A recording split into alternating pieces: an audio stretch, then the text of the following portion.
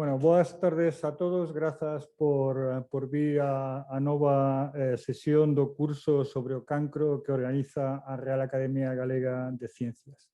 Hoxe vamos a ter con nós dous científicos excepcionais españois de relevancia internacional, Manel Esteller e Marisol Soengas. Moitas grazas, Manel, por estar con nós hoxe aquí. Manel Esteller é un dos investigadores españois máis importantes no campo da epigenética, tuvo investigacións cruciais para determinar como a epigenética contribúe ao desenvolvemento dos tumores e como tamén podemos utilizar marcadores desas modificacións do ADN para clasificar mellor a pacientes, incluso para buscar novas terapias contra o cancro. Dr. Manel Esteller dirixe actualmente o Instituto de Investigación contra a Leucemia Josep Carreras en Barcelona. Por mencionar un caso da súa calidade científica, é o investigador español máis citado no mundo, é o número 1 de todos os que traballan, por suposto, na oncoloxía, en todo o que é a biomedicina en general. Podría estar aquí unha hora dicindo todos os premios científicos que recibí ao longo da súa trayectoria científica, pese a que é un investigador relativamente novo, porque naceu no ano 1968. Pero, bueno, mencionar aquí, por exemplo, que foi o receptor do premio Joseph Steiner de Suiza, o Jaume I español, o Premio Nacional de Investigación en Cataluña, entre, como dixen, moitos outros. Bueno, espero que vos guste esta charla, que, como digo, pois vai vos impartir o investigador máis senlleiro español sobre a epigenética e o título da súa charla vai a ser Epigenética do cancro desde o coñecemento ás súas aplicacións. Manel.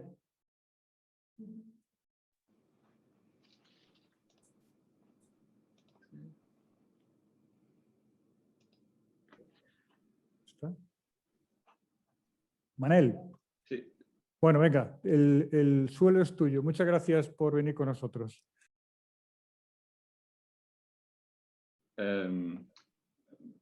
Boas tardes. Antes de nada, gustaríame agradecer a los organizadores la amable invitación para dar esta charla en auténtico placer. Me gustaría hablarles de la epigenética, por eso me han invitado, y les voy a hablar de forma sencilla, explicando lo que es, ¿no? Porque sabemos bastante de lo que es la genética, es más popular, es más sencillo seguramente, pero poco que es la epigenética. La palabra lo que nos dice es aquello que está por encima de la genética, aquello que regula la genética, que la controla, que regula la actividad de los genes. Y esto evidentemente en cáncer está alterado de muchas formas. El cáncer es una célula que ha perdido la memoria celular, y este es un concepto del que hablaré después. Me gustaría empezar con un clásico en biología moderna, que es Charles Darwin, para decir que él nos hablaba de la supervivencia de los mejores adaptados. Estos mejor adaptados, estos individuos, estos organismos, no tienen por qué ser necesariamente los genéticamente mejor adaptados. Pueden ser los epigenéticamente mejor adaptados. En realidad es una mezcla de ambos. La genética, tal como la entendemos, viene un poco después. La genética viene en parte de esta herencia de los genes antes del ADN, porque en esa época los genes no sabía dónde estaban en el ADN, en las proteínas, no sabía dónde estaba. Viene de Mendel, y en realidad se sabe que Mendel envió una carta a Darwin, y Darwin tiene la carta por allí y no le hace, en su despacho, y no le hace demasiado caso. Por lo tanto, no había demasiada relación entre evolución y genética. Hay un tercer personaje que también me gusta mencionar en esta historia, que es Lamarck. Y Lamarck nos habla de algo aún más raro. Nos habla de la herencia de caracteres adquiridos, que cosas que hacemos pueden pasar a la siguiente generación. Y pone un ejemplo rarísimo, que sabemos que no es cierto hoy en día. Y es que dice, las jirafas que estiran el cuello para llegar a las hojas y alimentarse, ese carácter es heredado a la siguiente generación. O sea, sabemos que no es cierto porque solo podrían heredarse caracteres adquiridos si afectaran las células germinales, las células de la reproducción. Y este es el concepto que introduce Waddington. Waddington nos habla de la epigenética como la actividad del genoma, la actividad de los genes, que no viene determinada por la secuencia de los genes. Y estas ideas de Waddington, que hoy han sido ampliamente reconocidas, seguramente lo hicieron merecedor del premio Nobel y no se lo dieron porque ha de estar vivo para dártelo, a no ser que te mueras el fin de semana antes, como ha pasado un par de veces. Pero en todo caso, su reconocimiento vino después. Waddington es el padre de la epigenética moderna. Y la fuerza de la misma se puede ver de muchas formas. Este fue uno de los primeros grandes animales, grandes mamíferos clonados, fue la oveja Dolly. Dolly tenía el mismo ADN, la misma secuencia que su madre, pero Dolly presentaba obesidad, presentaba artrosis y diabetes de tipos 2, la del adulto. Y esto lo presentaba de una forma muy temprana, cuando era muy jovencita. Y eso no fue porque su genética fuera mala, su genética era perfecta, su ADN era la secuencia que tocaba. Lo que estaba mal era la epigenética, era la regulación de esos genes. Fueron buenos traduciendo el ADN, poniéndolo en la célula nueva, pero no fueron tan buenos poniendo el ADN en el contexto adecuado para que expresara de forma adecuada los genes en este animal.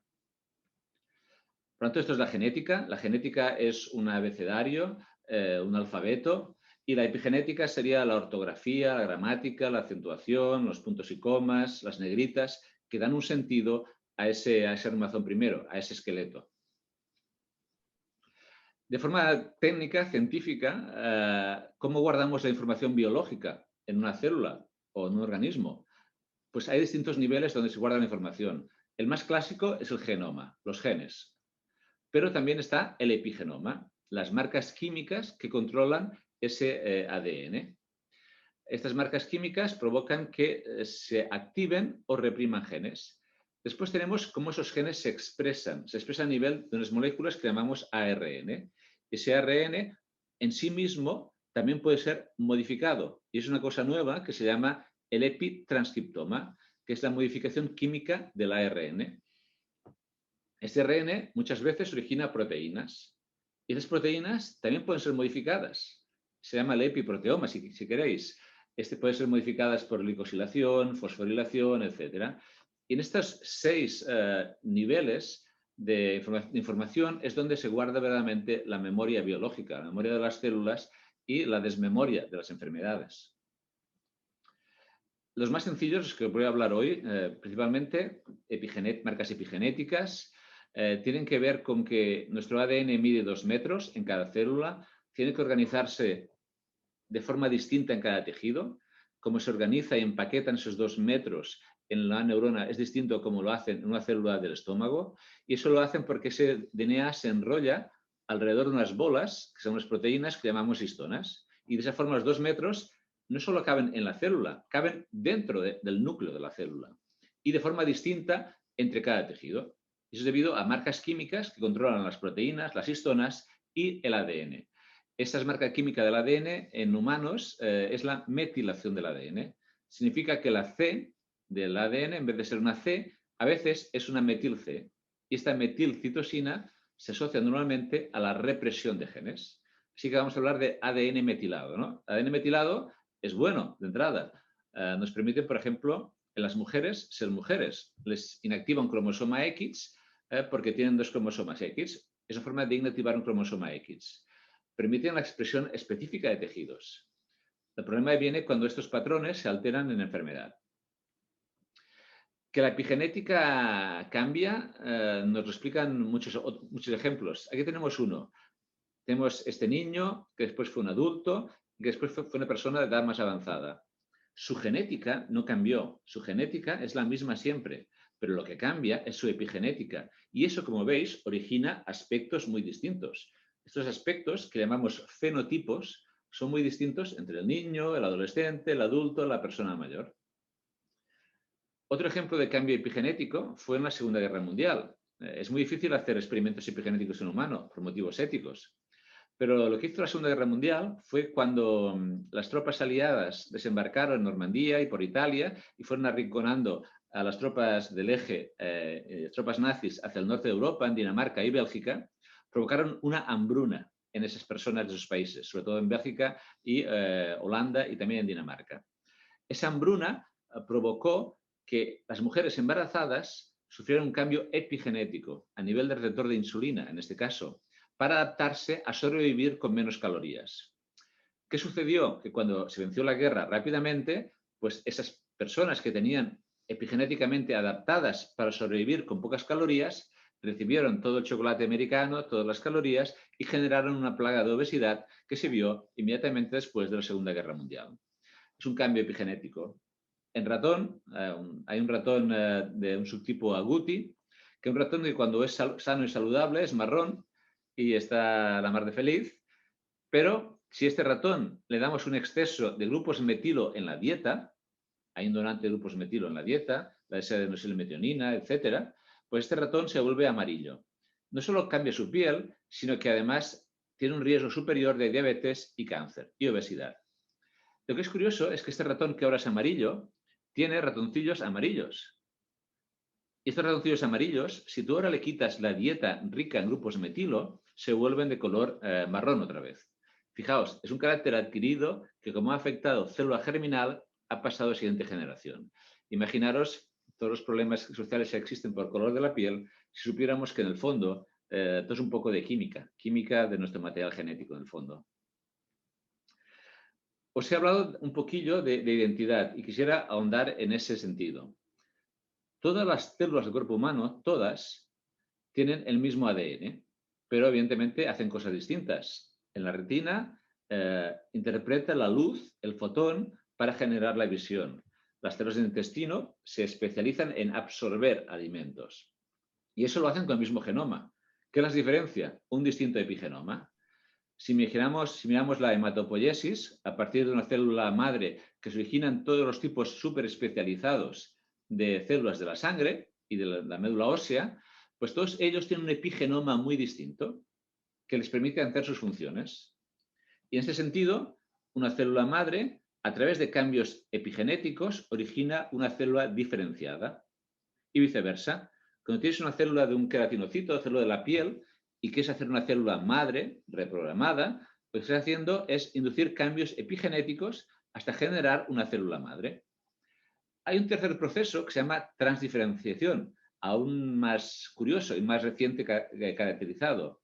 Aquí tienes una célula diferenciada que origina otra célula diferenciada sin pasar por la célula madre. Esta es una forma que usa el cáncer para escaparse a veces de la terapia con fármacos. Esta transdiferenciación, por ejemplo, cuando tienes una leucemia linfoblástica, recibes un fármaco contra este agente, CD19, y entonces esta leucemia se transforma en una leucemia mieloide aguda. Y esta leucemia mieloide aguda no expresa CD19 y entonces este fármaco tiene un efecto.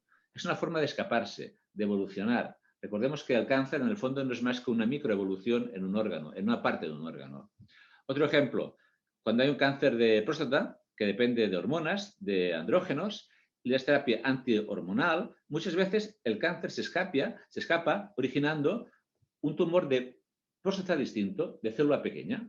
Hay una transdiferenciación. Lo que hicimos recientemente es ver, ¿este cambio de transdiferenciación es un cambio del vestido externo o afecta el DNA directamente? Hay mutaciones que lo afectan.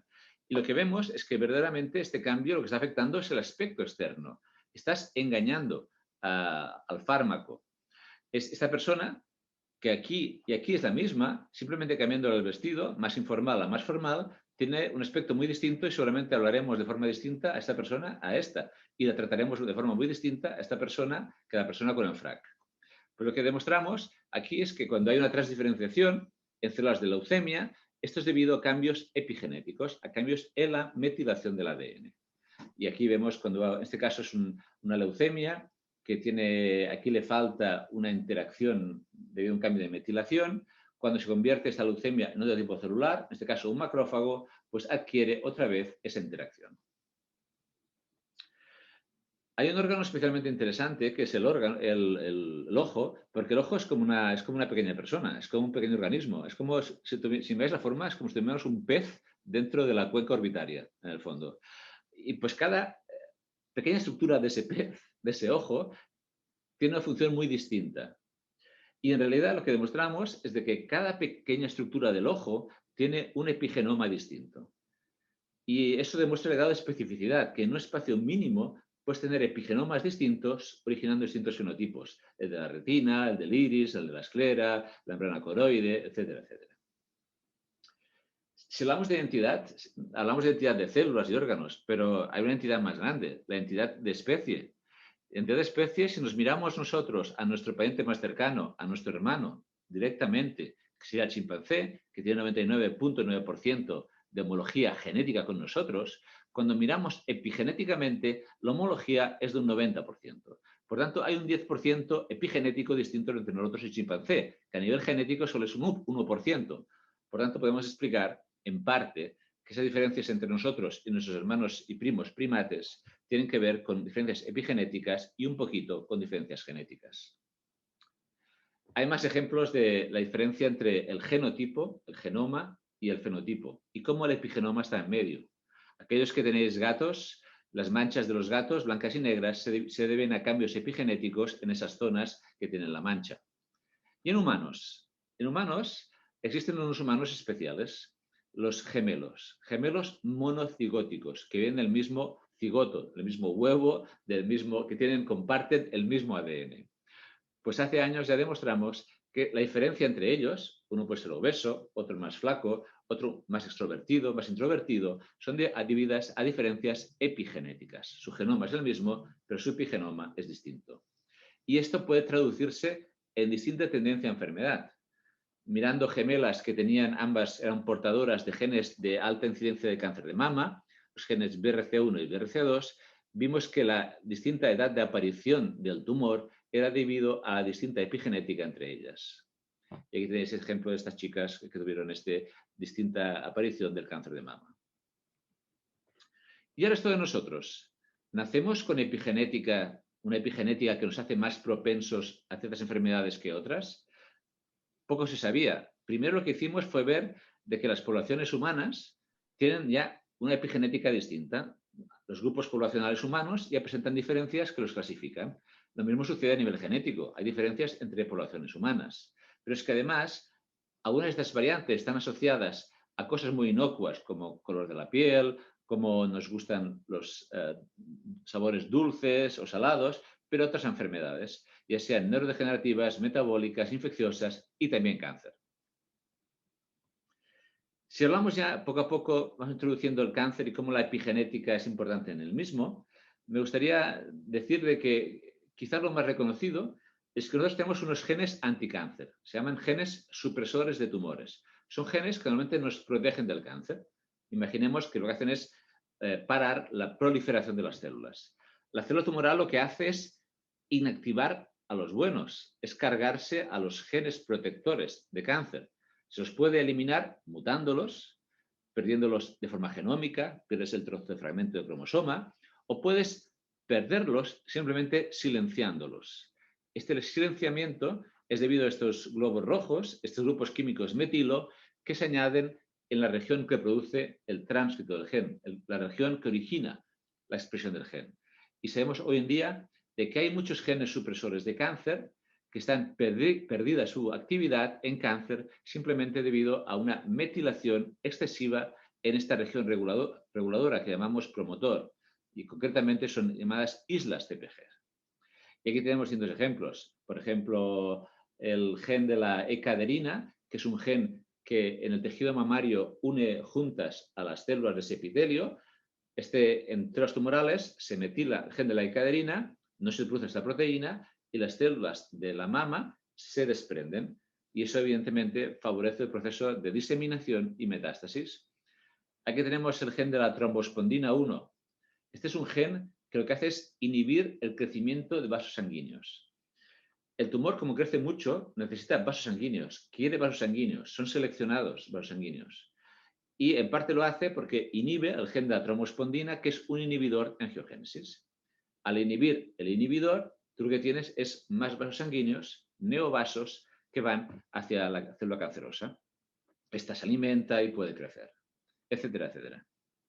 En realidad, hay unas vías celulares que comparten todos los tumores.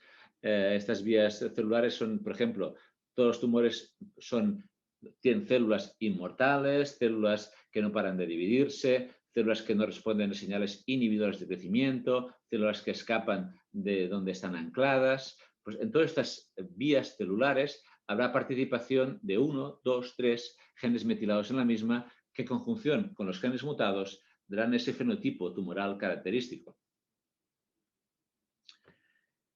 Ese conocimiento molecular debe derivar en mejores terapias. Esas mejores terapias, de forma ideal, han de ser dirigidas contra eventos que suceden en la célula tumoral y no en la célula sana. Y así te evitas la toxicidad. Aquí tenemos a Aquiles, este guerrero mitológico, que sería el cáncer mitológico, tan poderoso, pero Aquiles mismo tenía, pues, un defecto, ¿no? Tenía una zona en su pie que es especialmente sensible. Y allí fue donde fue eliminado por el príncipe Paris, con un arco y una flecha. La idea aquí es de encontrar ese defecto en todos los tumores. Creemos que todos los tumores dependen de ciertos condicionantes genéticos y epigenéticos, que si damos el fármaco adecuado, esos tumores serán especialmente sensibles. La idea aquí es pasar cada vez más de una medicina convencional del cáncer, de una terapia farmacológica que lo que hace es inhibir la proliferación de las células de forma general, a una terapia más personalizada contra distintas lesiones del tumor específicas de ese cáncer en esa persona. Hoy en día, la terapia personalizada del cáncer quizá está alrededor de un 30%. Aún tenemos un 70% de casos en que hacemos terapia convencional, pero hace 15 años esa medicina personalizada era de un 1%, de un 2%, 5% máximo. Hemos llegado a un 30% y esto cada año va aumentando aproximadamente un 2-5%. La idea, por tanto, es de que el estudio genómico, epigenómico de un tumor, tener su huella dactilar molecular, te va a decir qué fármaco ese tumor es especialmente sensible. ¿Cómo se contribuye la epigenética en ese campo? Pues proporcionando biomarcadores, como estos de aquí, genes que están inactivados de forma epigenética que confieren sensibilidad o resistencia a distintos fármacos. El caso de más éxito fue el que descubrimos hace años, que es que si te falta de forma epigenética este gen, MGMT, esas son células que son altamente sensibles a agentes que dañan el ADN. Hoy en día esto se usa en hospitales de todo el mundo. Cuando tienes un tumor de cerebro, por ejemplo, miran la metilación del gen MGMT para decir que es un tumor sensible a temozolamida. Y esos son pacientes que irán mejor que aquellos pacientes que no tienen metilado este gen.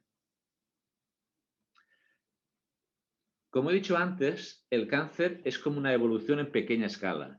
Por tanto, es capaz de aprender y adaptarse. Los mejor adaptados sobreviven.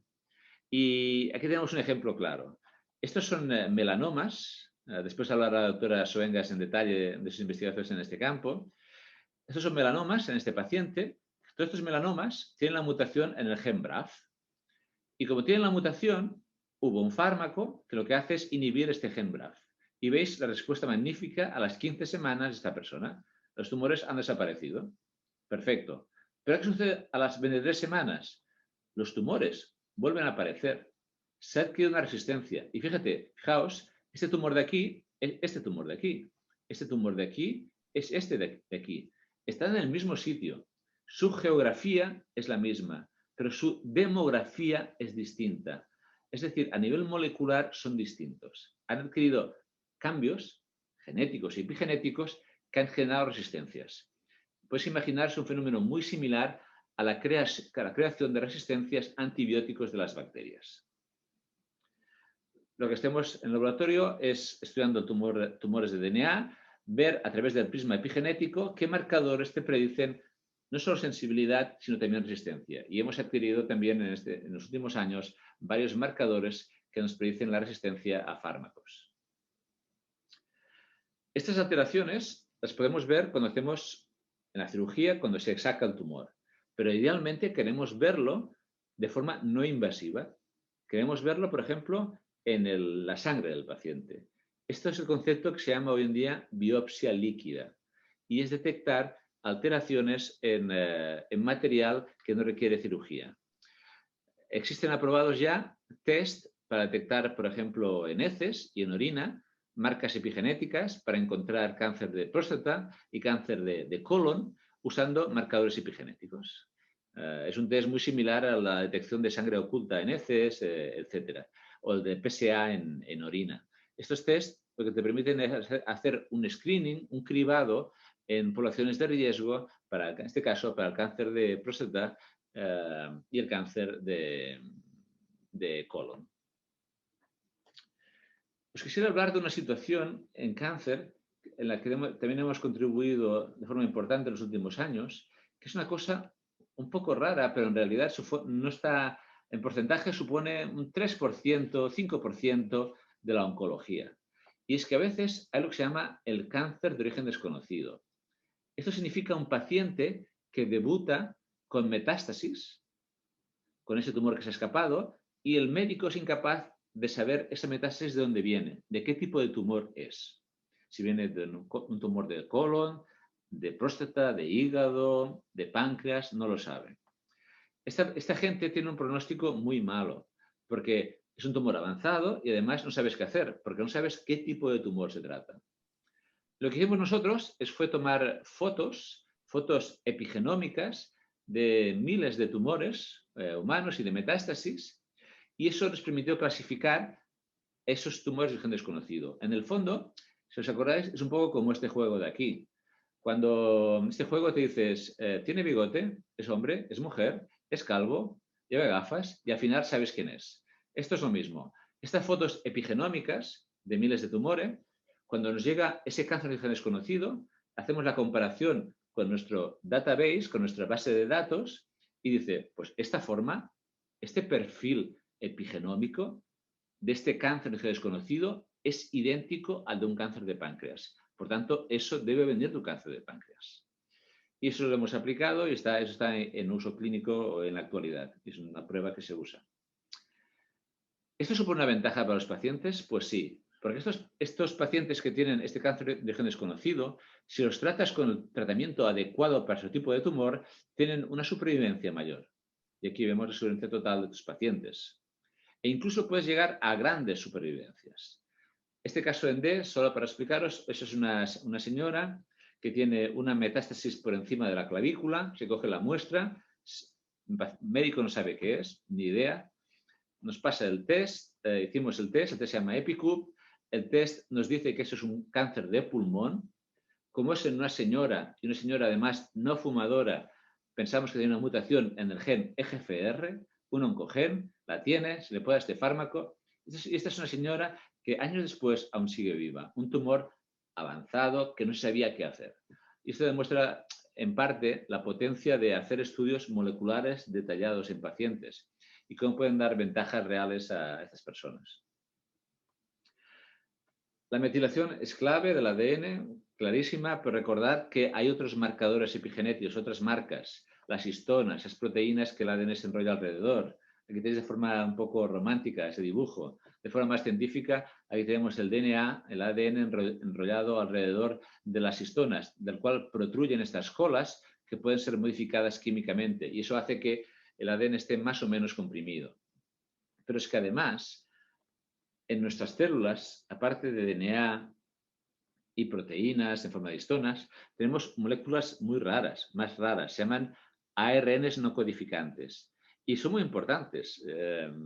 Por ejemplo, estos señores de aquí abajo, de aquí arriba, perdón, los piRNAs, son muy pequeñitos, son moléculas de ARN que tienen 26 piezas, 30 piezas, muy pequeñitos, 30 nucleótidos. Pues si no tenemos estas moléculas, no existen los testículos. Son los quienes originan los testículos, estas moléculas pequeñísimas, de 20 nucleótidos. ¿Qué sucede? Aquí hay distintas moléculas de esas pequeñas, los famosos son los microRNs.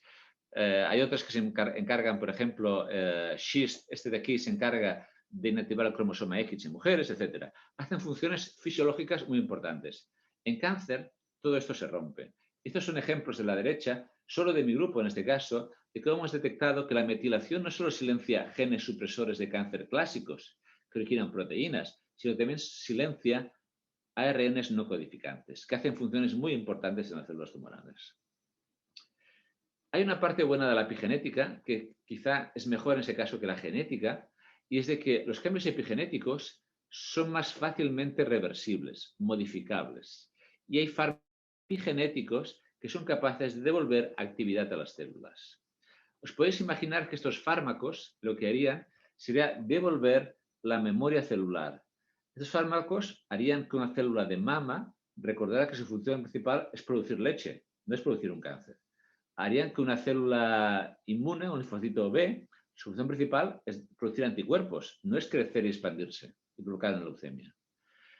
Hay hoy en día 8 fármacos epigenéticos aprobados para uso clínico. Se usan en pacientes en nuestro entorno para tratar subtipos de leucemias, linfomas y sarcomas, sobre todo. Es donde se ha aprobado su uso clínico. Pero hay otros tipos de tumores que están esperando su aprobación, espero de forma próxima. Aquí tenéis el primer paciente que fue tratado con un fármaco epigenético. Este era una persona que tenía síndrome mielodisplásico, que es una enfermedad que se parece a una leucemia, es una preleucemia. Y una ventaja de estos fármacos es de que se dan a dosis bajas mantenidas en el tiempo. No queremos matar a la célula tumoral, sino que lo que hacemos es que la célula tumoral recupere la memoria y se diferencie y se parezca otra vez a una célula sana.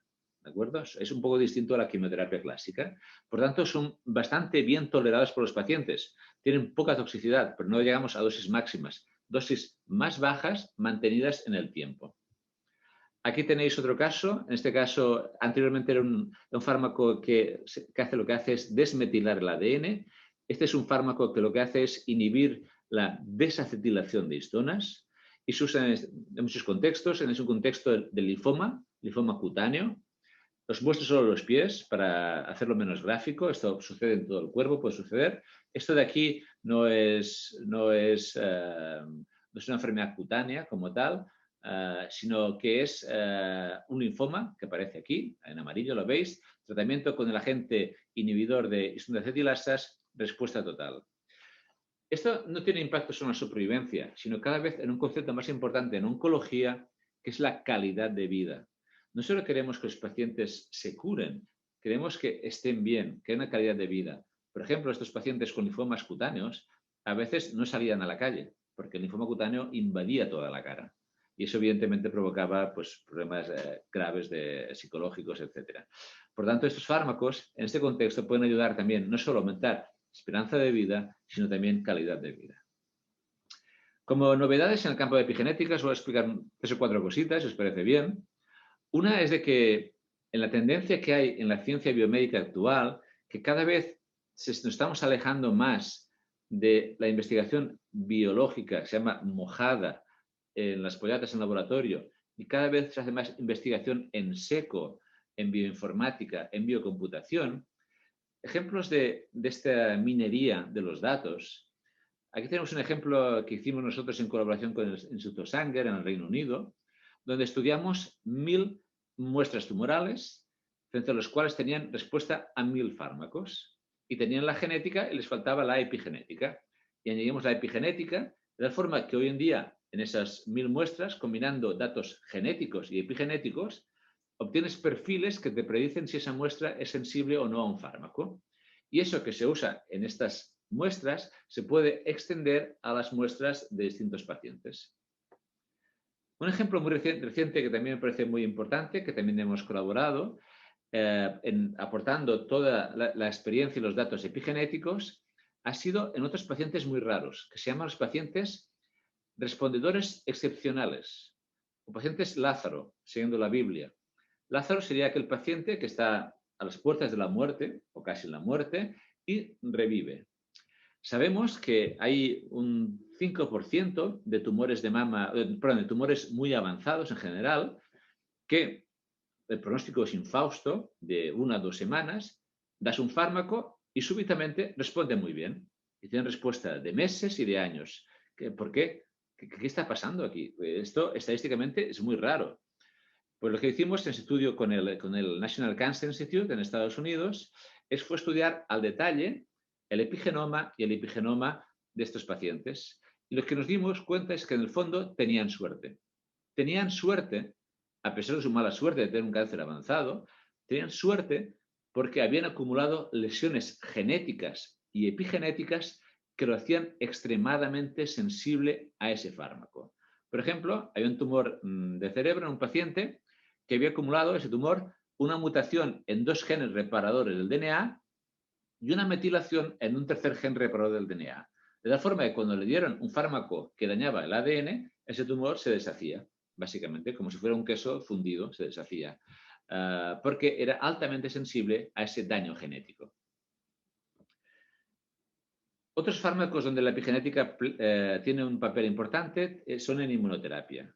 La inmunoterapia es evidentemente una gran revolución, es una forma de enseñar a nuestras células a defenderse mejor contra el cáncer. El sistema inmune cada día nos protege contra el cáncer, pero de vez en cuando se le escapa, pero las células cancerosas aprenden a escaparse. Pero hoy en día tenemos tumores, tenemos fármacos que devuelven ese conocimiento, que desenmascaran el tumor y el fármaco tiene un efecto antitumoral, ¿de acuerdo? Un efecto de estimular el sistema inmune.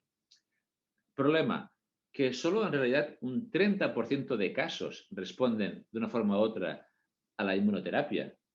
¿Por qué unos y otros no? ¿Qué hicimos? Tomar la foto, hacer una foto epigenómica en cáncer de pulmón de tumores que responden y no responden a la inmunoterapia. Y obtuvimos un perfil que si eres epimmune positivo, significa que vas a ser un respondedor a la inmunoterapia. Y si eres epimmune negativo, pues la inmunoterapia va a hacer poco efecto. Quizá otros fármacos serán más útiles en este caso. Y esta firma epigenética se puede combinar con cualquier otro biomarcador, ya sea por inmunohistoquímica, mutacional, etc.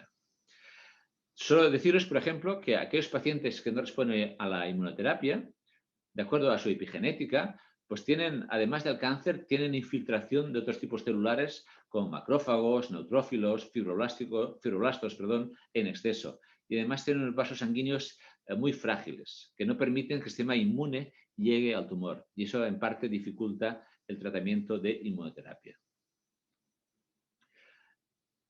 De este conocimiento puede salir otra consecuencia, y es ¿por qué no combinar fármacos epigenéticos y fármacos de inmunoterapia?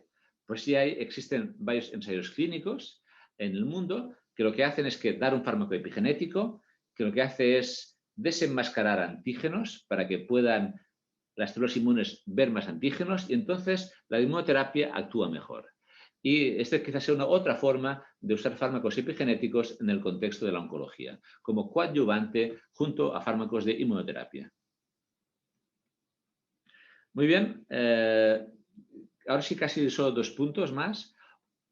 Hemos hablado del ADN modificado químicamente, la metilación, las proteínas, las histonas se pueden modificar. Eso da memoria a las células, que una célula se encargue de una función y no de otra. Pero recordemos que en el ADN humano es poco modificable. Tiene la 5-metilcitosina, la que os he hablado. Hay una modificación más rara que se llama 5-hidroximetilcitosina. Esta sucede sobre todo en el cerebro. El cerebro es un órgano especial y tiene sus cositas. Entre ellas tiene también la 5-hidroximetilcitosina. Pero hay otra molécula que puede ser modificada químicamente, que no es ni ADN ni proteínas. Es el ARN. El ácido ribonucleico. El ARN está entre el ADN y la proteína. Y sabemos, en los últimos años, que este ARN puede ser modificado químicamente de muchas formas. Por metilando la C, la citosina, pero metilando la A, la adenina también. Y también modificando la U. Hay muchas modificaciones químicas. Todo esto se llama el epitranscriptoma. Y hay muchas enzimas, muchas proteínas que se encargan de regularlo. Y la célula sana esto lo tiene balanceado muy bien. Hay un equilibrio y cada tejido tiene sus propias marcas de modificación del RNA fisiológicas adecuadas para ese tejido y órgano. En cáncer esto se altera. Aquí tenéis 7 genes, que son 7 genes que modifican el ARN, 7 genes epitranscriptómicos que hemos encontrado alterados en los últimos 4 años en cáncer.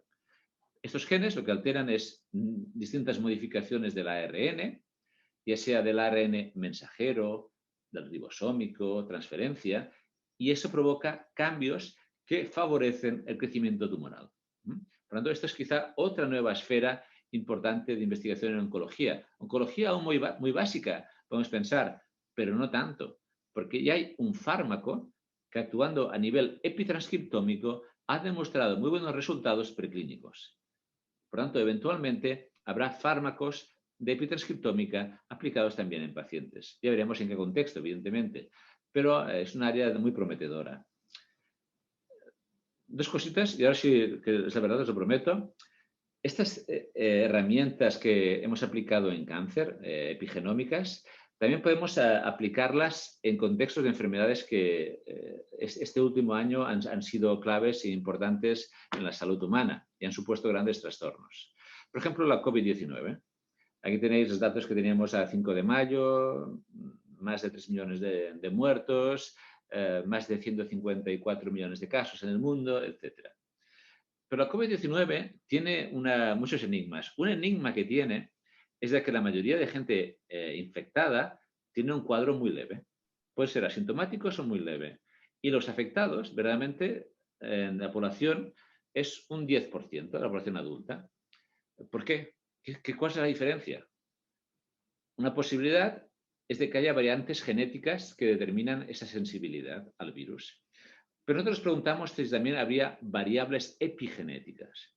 Y en este artículo reciente lo que demostramos es precisamente eso, que hay variantes epigenéticas en cada persona con las cuales naces que te hacen más sensible a la severidad clínica de la COVID-19.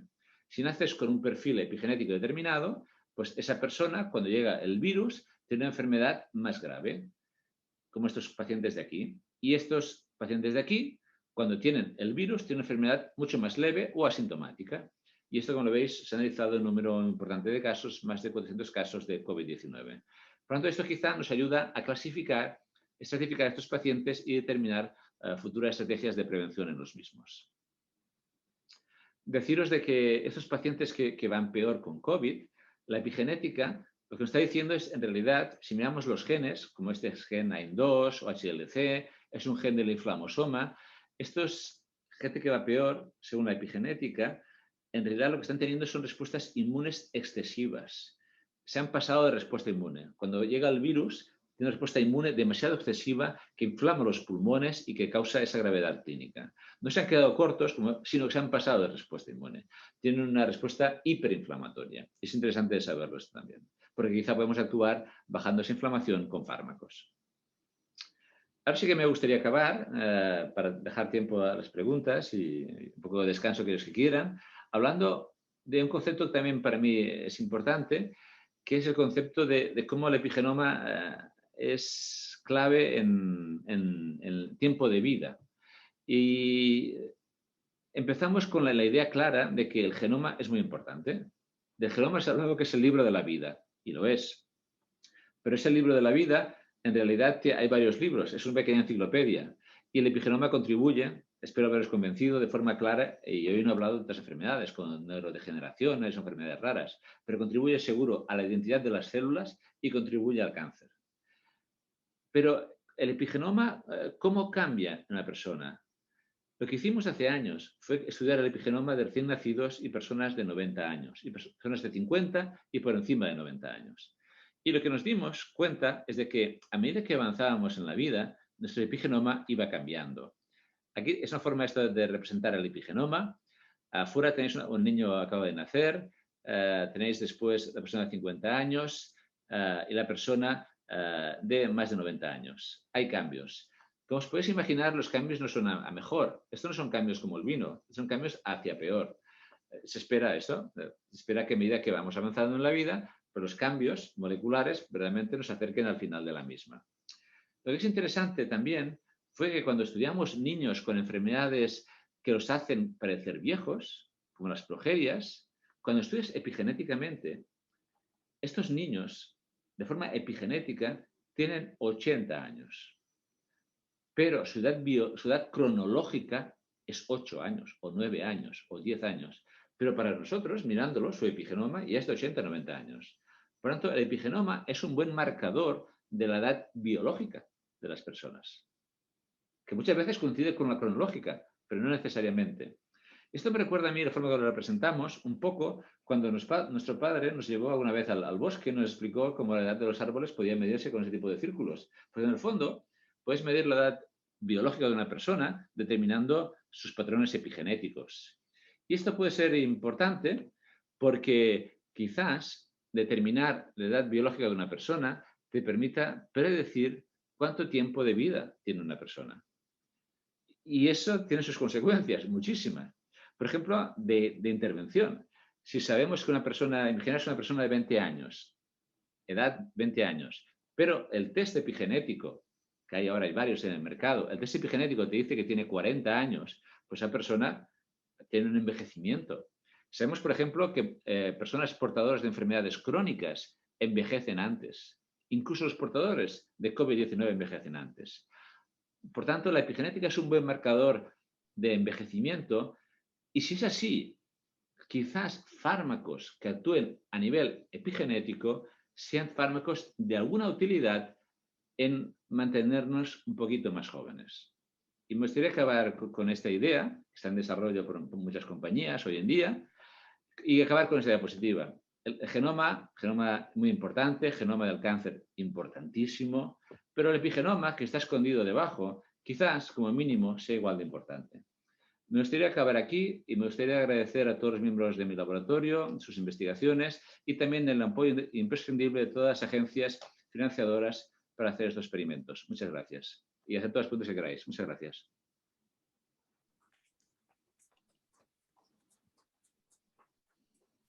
Bueno, muchas gracias, Manel, por esta charla.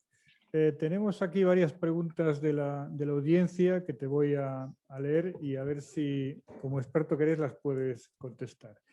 Una de ellas es Primi, que dice: las marcas epigenéticas son reversibles y heredables.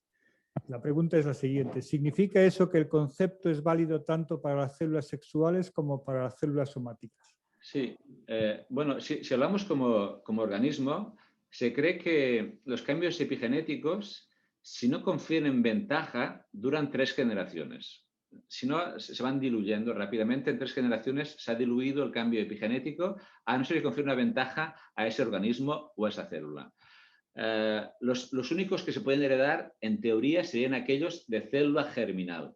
Y aquellos de célula somática, aunque pueden verse afectados, más allá de unas divisiones celulares pocas, si no confiere ventaja, no deberían mantenerse. Otra pregunta, y cuidado con lo que contestas porque puede dar lugar a titulares.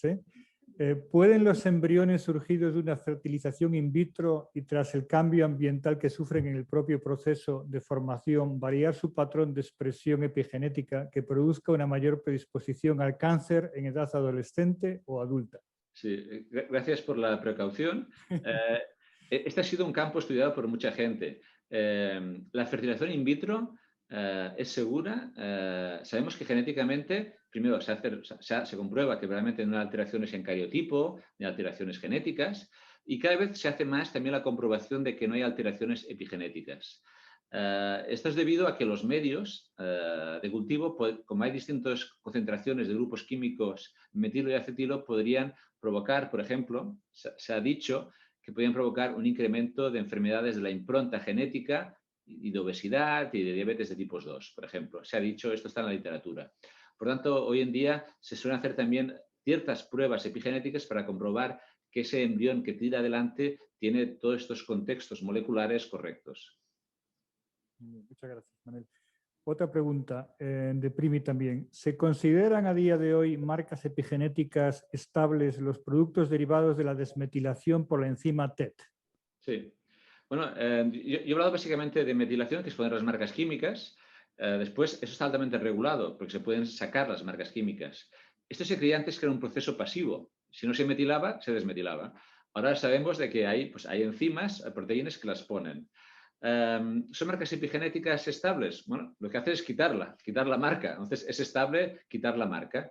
En los humanos, por ejemplo, durante nuestro desarrollo, hay un punto en que nos metilamos mucho, después nos desmetilamos activamente y después nacemos. Nacemos con otras marcas químicas. Por tanto, hay un punto que esa desmetilación ha de ser estable y de forma rápida, sucede de forma rápida, no es pasiva. ¿Alguna pregunta de la audiencia? ¿Claro? ¿Tenemos el micrófono? Bueno, te la paso yo. Igual se me oye bien, que tengo la voz fuerte. ¿La escuchas, Manel? Un poco. No, ¿no? ¿Se repites, José? Hablo más fuerte. ¿Así me oyes bien? No, te lo paso yo la pregunta. Clara, te repito yo la pregunta. Ah, vale, me la repites.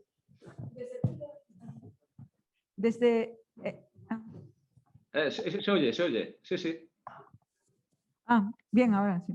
Desde el punto de vista conceptual, con todo lo que explicaste, no entendería cómo puede funcionar un tratamiento epigenético en cáncer.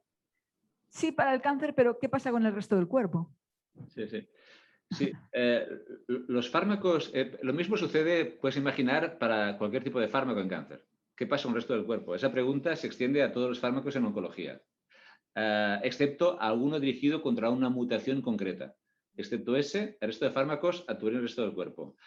Ventajas. Estos fármacos epigenéticos solo actuarían en células que están bastante activamente dividiéndose. Puedes imaginarlo así.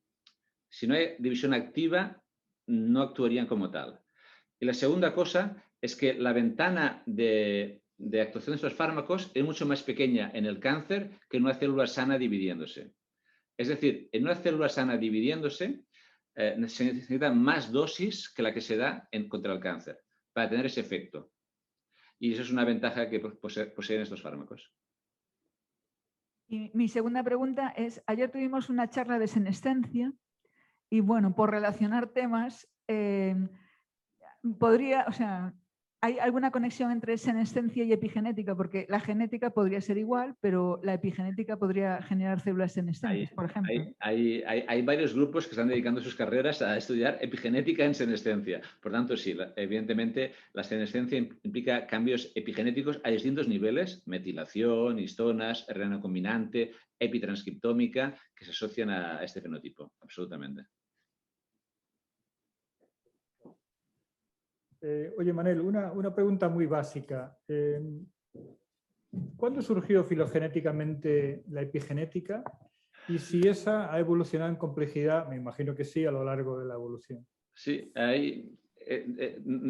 dicho sencilla, sencilla no es compleja. Vamos a decir que no es directo el camino, no es de que se va volviendo más complejo, a veces da saltos. Te pongo un ejemplo. Drosophila no tiene metilación del ADN. Y si tú le metes metilación del DNA, se muere. No le gusta. No tiene cero de metilación del ADN. Usanosia elegans no tiene metilación del ADN. No le gusta. Se la mete, se muere. Nosotros nos la quitan, nos morimos inmediatamente. Por un ejemplo distinto, los canguros tienen una metilación del ADN distinta porque su fase embrionaria es distinta, ¿eh? Su embarazo son muy distintos a los nuestros. Salen, se meten en una bolsa, es muy distinto. Entonces, bacterias, si lo hacen bacterias, evidentemente allí se metila casi todo. Hay una metilación que sucede en todos los sitios. La función de esa metilación es reconocer el ADN endógeno frente al del virus. Tiene una función distinta. Pero nuestra mitocondria, que vendría de una bacteria, no está metilada. Es decir, los caminos de la evolución epigenética son oscuros. Otra cosa más. Por lo que has mostrado ejemplos, por ejemplo, de ahí un perfil epigenético, por ejemplo, asociado a un subtipo celular determinado entre un tejido. Sí, pero en cambio también has mostrado que, por ejemplo, hay cambios epigenéticos asociados, por ejemplo, pues a la hambruna, ¿no? Sí. Entonces, ¿podemos hablar de un epigenoma fijado permanentemente y otro inducible? Exactamente. Y en el segundo caso, ¿qué es el epi al epigenoma? Es decir, ¿qué es lo que regula el epigenómica para que sea dinámico en ese sí, hay un epigenoma que nos define como especie, como Homo sapiens. E incluso el neandertalensis, donde se ha llegado, en el mundo neandertalensis ya se han visto diferencias en el epigenoma también, sin entrar en detalles, pero se han visto ya donde se ha conseguido secuenciar un poquito de DNA. Ese es el básico que nos define como especie Homo sapiens. Hay unas regiones que tienen más tendencia a cambiar que otras.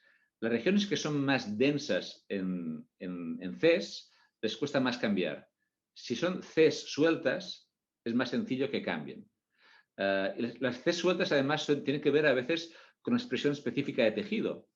Por tanto, eso que a veces cambia evolutivamente. No queremos cambiar piezas fundamentales que están en todas las células, porque si no, si las cambiamos nos morimos. Es un cambio deleterio.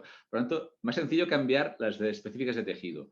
Y después, ¿qué causa esos cambios? Eso es un mundo. Vamos a imaginar, hay un agente externo. Si hablamos en cáncer, sabemos que el tabaco lo primero que hace es cambiar la epigenética, lo primero de todo. Pero después, evidentemente, causa la mutación. ¿Por qué? Porque la epigenética es más fácil que cambie de entrada. Y después se fija con el cambio genético y con el cambio cromosómico al final cuando se rompen los cromosomas. Entonces puede haber cambios externos debido a un agente que puede ser mucho, puede ser desde la temperatura a la radiación, a una sustancia química que introducen ese cambio a nivel físico, a nivel químico, en el DNA, en la histona. Y si confiere ventaja a ese individuo, es seleccionado. Eso podría ser. Ha habido casos como este de la hambrunas que has mencionado. Ha habido otros casos también que, bueno, también se han sucedido. Sí. Hay la hambruna, no solo esta, pero sucede también una hambruna en China. Evidentemente hay menos datos, pero sucedió lo mismo. Bueno, y en hambruna en África también. ¿Alguna pregunta más en la audiencia? Bueno, pues yo te voy a hacer una pregunta que debería hacer José Tubío, pero no la hace. ¿Hay una relación entre epigenómica y frecuencia de mutación? Es decir, en vez de que el genoma afecte al epigenoma, al revés, que aumente o disminuya la tasa de mutación en genes concretos. Hay varias respuestas de esto. Una es de que, evidentemente, si metilamos genes de reparadores del DNA, pues hay más mutaciones.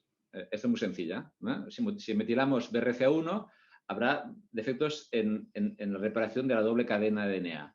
Si metilas MGMT, habrá defectos en la reparación de las transiciones, de las mutaciones transicionales.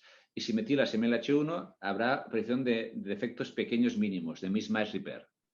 Esto es de forma sencilla. Globalmente, la hipometilación se asocia a inestabilidad cromosómica. Son fragmentos de cromosoma que en la recombinación pueden ir a sitios que no tocan. Por lo tanto, puede originar eso. Y puede originar dobles minutos y otros tipos de alteraciones cromosómicas. Y de otras locaciones, dobles minutos, incluso LOH y pérdida de ambos alelos. Debido a que la metilación estabiliza, es algo que estabiliza el DNA, lo mantiene quieto, que no se mueva. En parte los eventos repetitivos, lo mantiene quieto. Y después también recordar que hay metilaciones, la mutación por transversión que está asociada también a metilación. Entonces, es otra forma cuando hay ese cambio en esas citosinas, pueden originar mutaciones por transversión. Muy bien. ¿Alguna pregunta más? Clara. Para seguir con preguntas filosóficas. Para seguir con preguntas filosóficas y para reírnos, ¿qué fue antes, el huevo o la gallina? Es decir, tú acabas de decir que igual primero estuvo la epigenética, que a su vez genera cambios genéticos en cáncer, pero para que esa epigenética exista, a lo mejor primero tuvo que haber una mutación que genere más expresión de metilasas, que a su vez genera mutaciones. Entonces, ¿tú qué crees que fue antes? Sí, bueno, a nivel evolutivo ha de haber un esqueleto primero sobre el cual modificar. Ese esqueleto, ya sea un esqueleto de RNA, si imaginamos la sopa primitiva, o un esqueleto de RNA, imaginemos, que fue modificado. Se cree que la vida no era de RNA antes de DNA, ¿no? Fue primero de proteína, RNA no se sabe. Pero a un esqueleto, entonces un esqueleto que modificar. Si hablas de un cáncer, aquí la cuestión es la siguiente. Cuando hay un cáncer en un paciente, ya es una mezcla de ambos. Hay alteraciones genéticas y epigenéticas. Ya no puedes discernirlo, porque hay ambas. Hay pocos puros. Tumores puros, hay poquísimos que sean genéticos y epigenéticos, casi ninguno. Si hablamos, por ejemplo, hay algún tumor cerebral en niños que no se ha encontrado ninguna mutación. Yo dudo que no existan, pero se ha descrito en la literatura. Entonces, ¿podemos decir que son puramente epigenéticos los tumores? Yo diría que no, ha de haber algún sitio a una alteración. Hay tumores que no haya ninguna alteración epigenética, ¿no? Nunca he visto ninguno. Incluso el tumor que tiene más mutaciones acumuladas depende en parte de la epigenética para crecer y para generar metástasis, para adaptarse a la resistencia a los fármacos, etc. Por lo tanto, todos los tumores son una mezcla. Este ejemplo del huevo, ¿no?, y de la gallina, yo siempre digo que, bueno, mejor comerse la tortilla y dejarse de tonterías.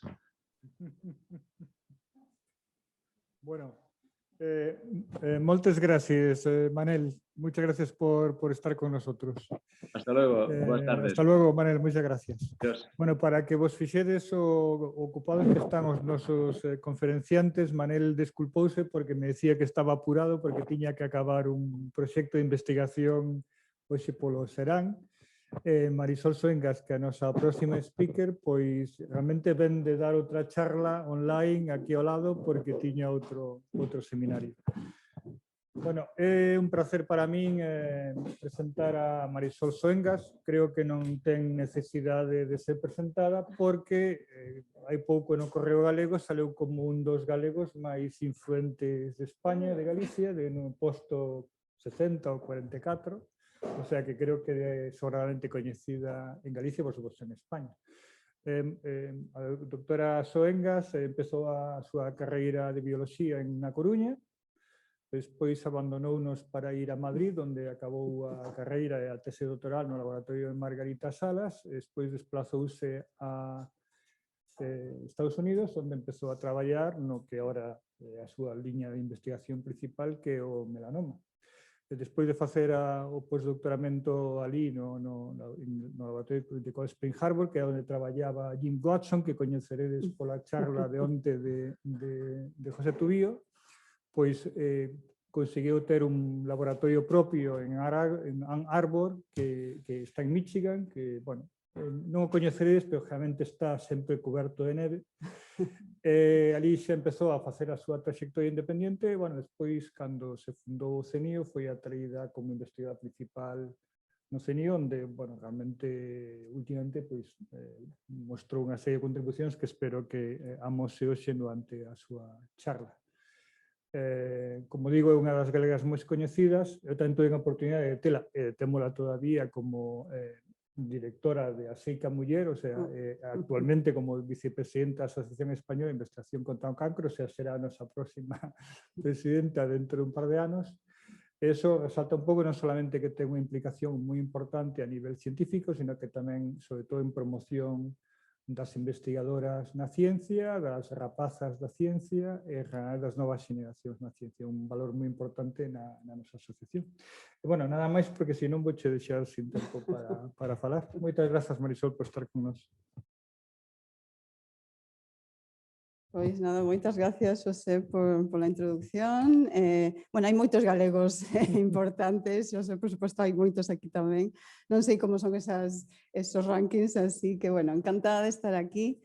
La verdad es que me hace mucha ilusión por muchas razones, porque, bueno, por ser Galicia, siendo yo gallega, por supuesto, pero también, bueno, pues la Academia de Ciencias de Galicia y también por digamos, el espíritu, ¿no?, de divulgación. Me parece muy importante que comuniquemos lo que hacemos en el laboratorio y en mi caso yo os voy a hablar no sé si la presentación sale, ¿la veis? A ver, la tengo que ver aquí. Así, ¿no? Vale. Pues yo lo que os voy a hablar de melanoma, lo voy a hacer también, intentar hacer bastante sencillo. Y os voy a hablar no solo del melanoma, cómo se inicia, sino de las células también que dan lugar a estos tumores. Y os voy a hablar del lado benigno que todos tenemos, que son los lunares. Así que vamos a aprender un poquito de lo importante que es distinguir estos otros tipos de lesiones, también prestar atención al sol y bueno, pues aprovechar pues este tipo de tumores para ver, bueno, pues avances que hay en el cáncer de piel y luego pues entraré ya en resultados de mi laboratorio básicos y también translacionales con pues un compuesto que tenemos en ensayo en fases clínicas. Entonces, para empezar, bueno, los melanomas, pues el nombre aquí, voy a empezar con unas fotos, ya sé que son un poco feas, pero este es un melanoma, lo veis aquí.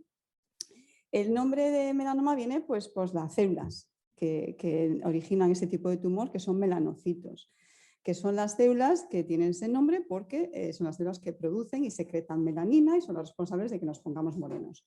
Y luego os enseñaré un vídeo porque muchas veces ponerse moreno es algo que hacemos, nos ocurre a todos, pero muchas veces no sabemos por qué nos ponemos morenos. Nos ponemos morenos porque tenemos más melanocitos, porque tenemos más melanina, ¿qué es lo que está pasando? Entonces os voy a enseñar un vídeo sobre esto. Entonces son los melanocitos. Entonces ya para empezar un poquito en estas células, ¿dónde están? Entonces, la mayor parte de los melanocitos está en la piel. Entonces, la piel pues también es muy complejo, un órgano muy complejo. Aquí tenéis un esquemita, entonces tenéis la capa superficial que se llama epidermis y luego tienes una capa más interna que es la dermis.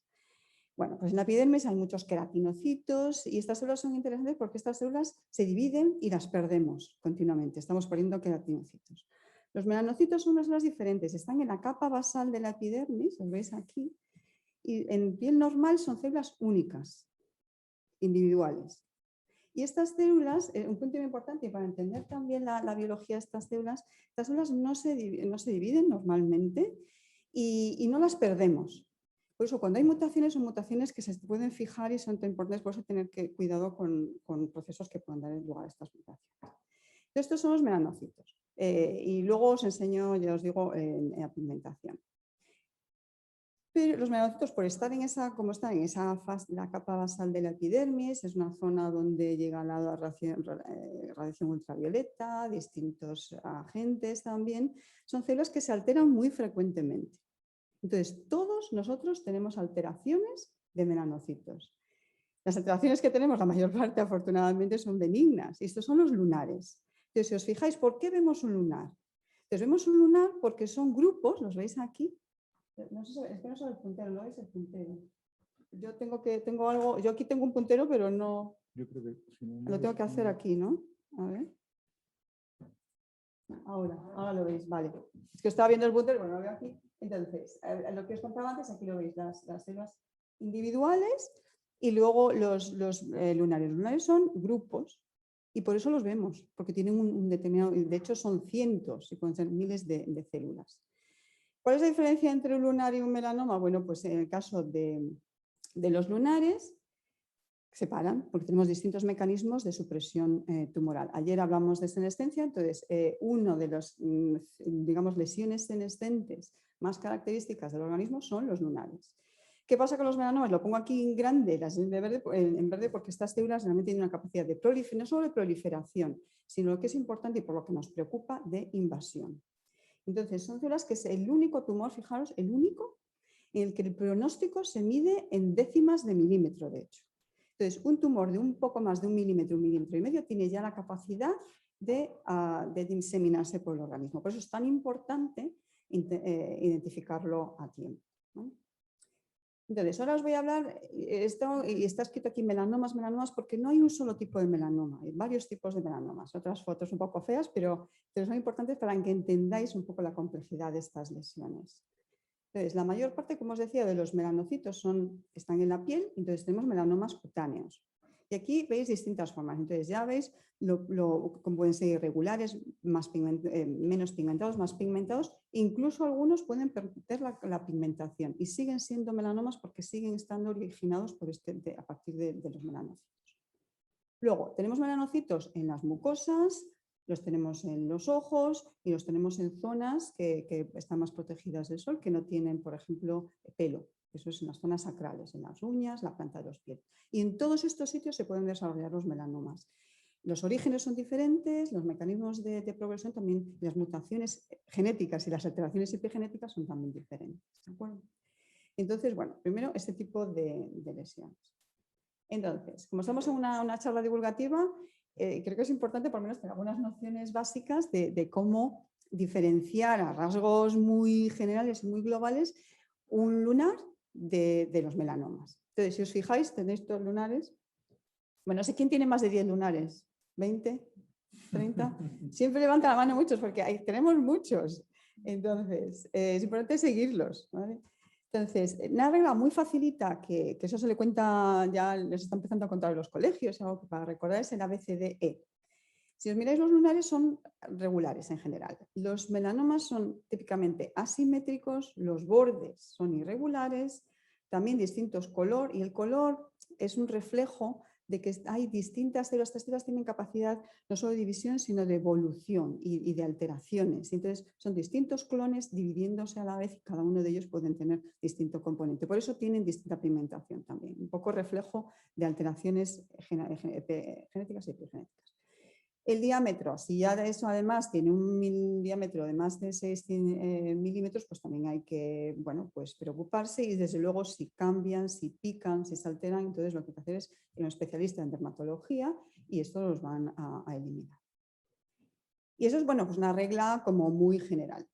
Hoy por hoy, bueno, pues se aprovecha este tipo de reglas, además cambios en el patrón de la melanina, entonces hay, bueno, pues avances en diagnóstico.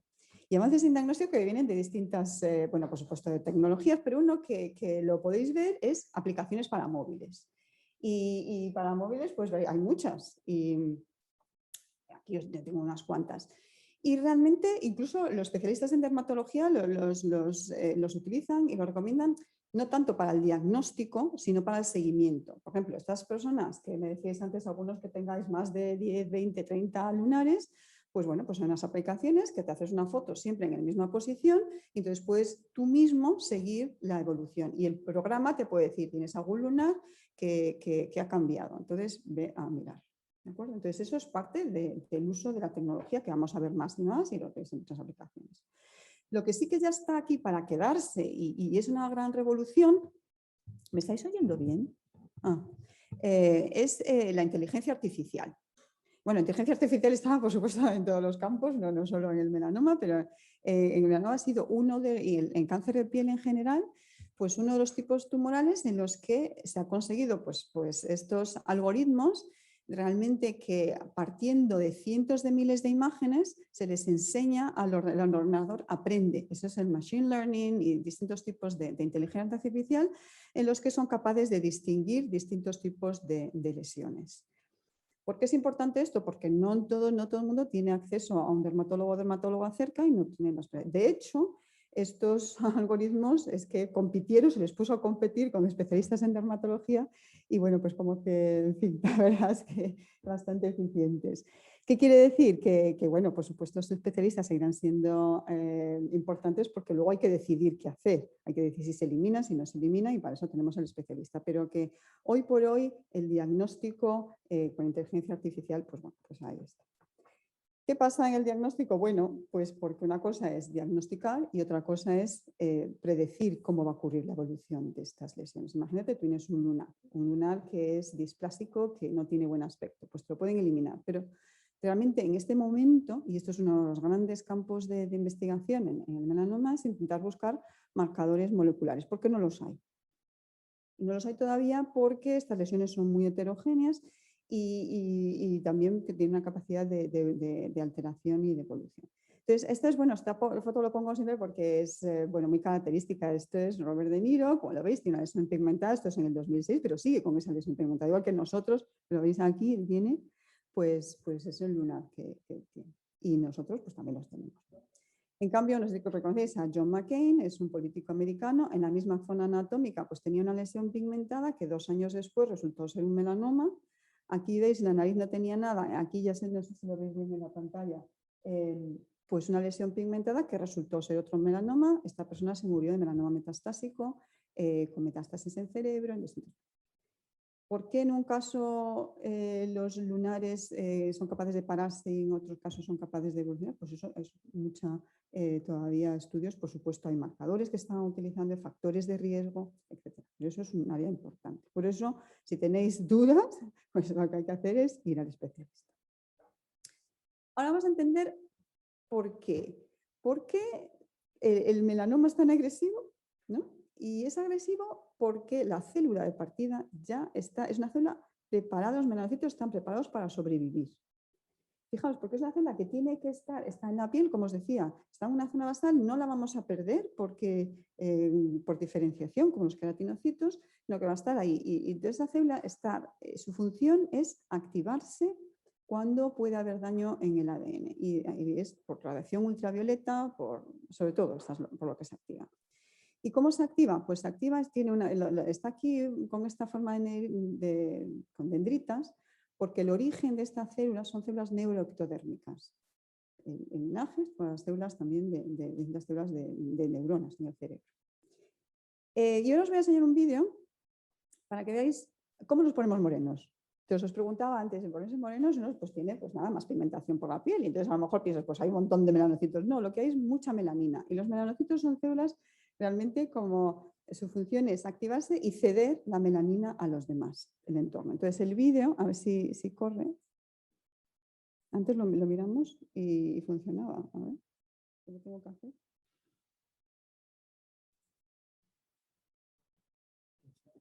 ¿Qué tengo que hacer? Que tengo que quitar el puntero láser. A ver. Quito el puntero láser y ¿qué hago qué?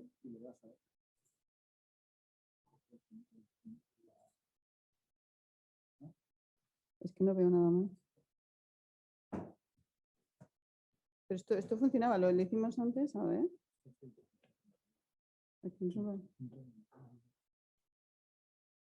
Ay, es que tenéis que verlo porque es muy bonito. ¿Me lo podéis correr desde ahí atrás?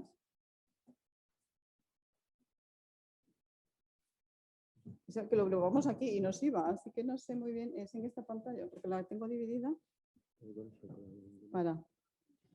Déjame la duplicar.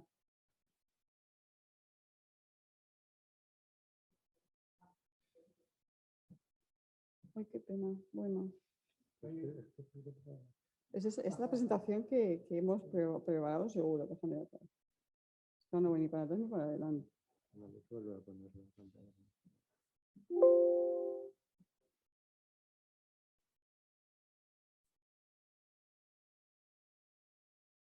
Pues tengo varios vídeos. ¿Cómo funciona ninguno? Va a ser un desastre. Ah, mira, aquí está. Si yo lo tengo ahí.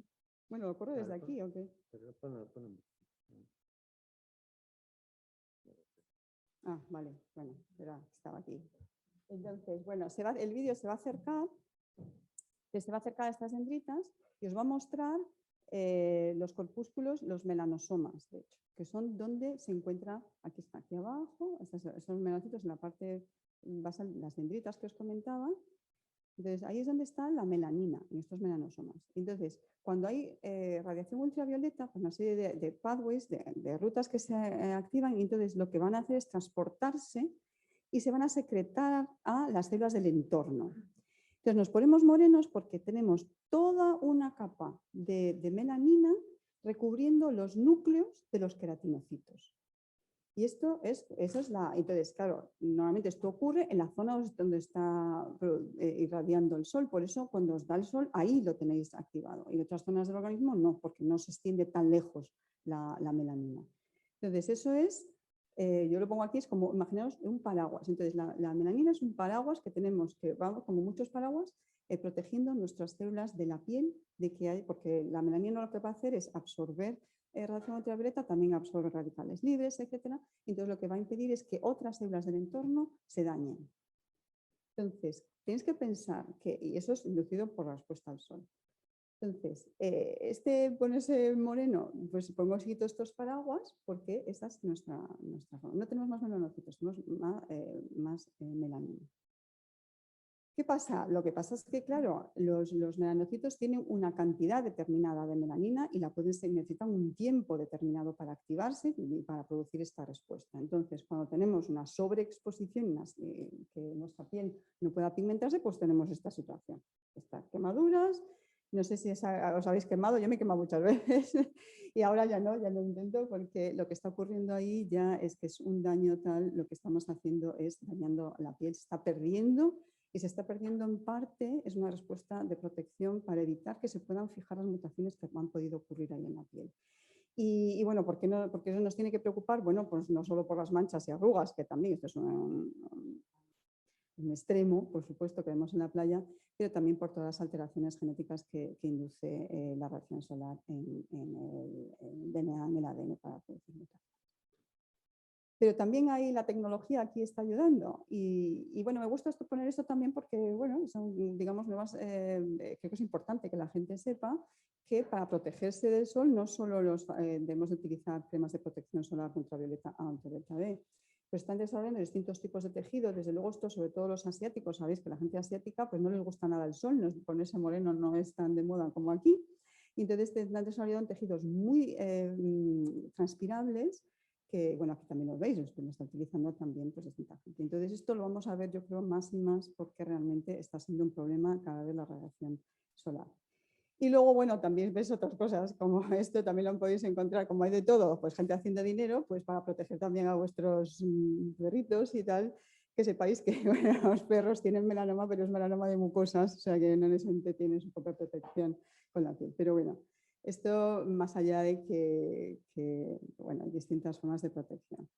Otras tecnologías al rescate en cuanto a intentar evitar la sobreexposición solar.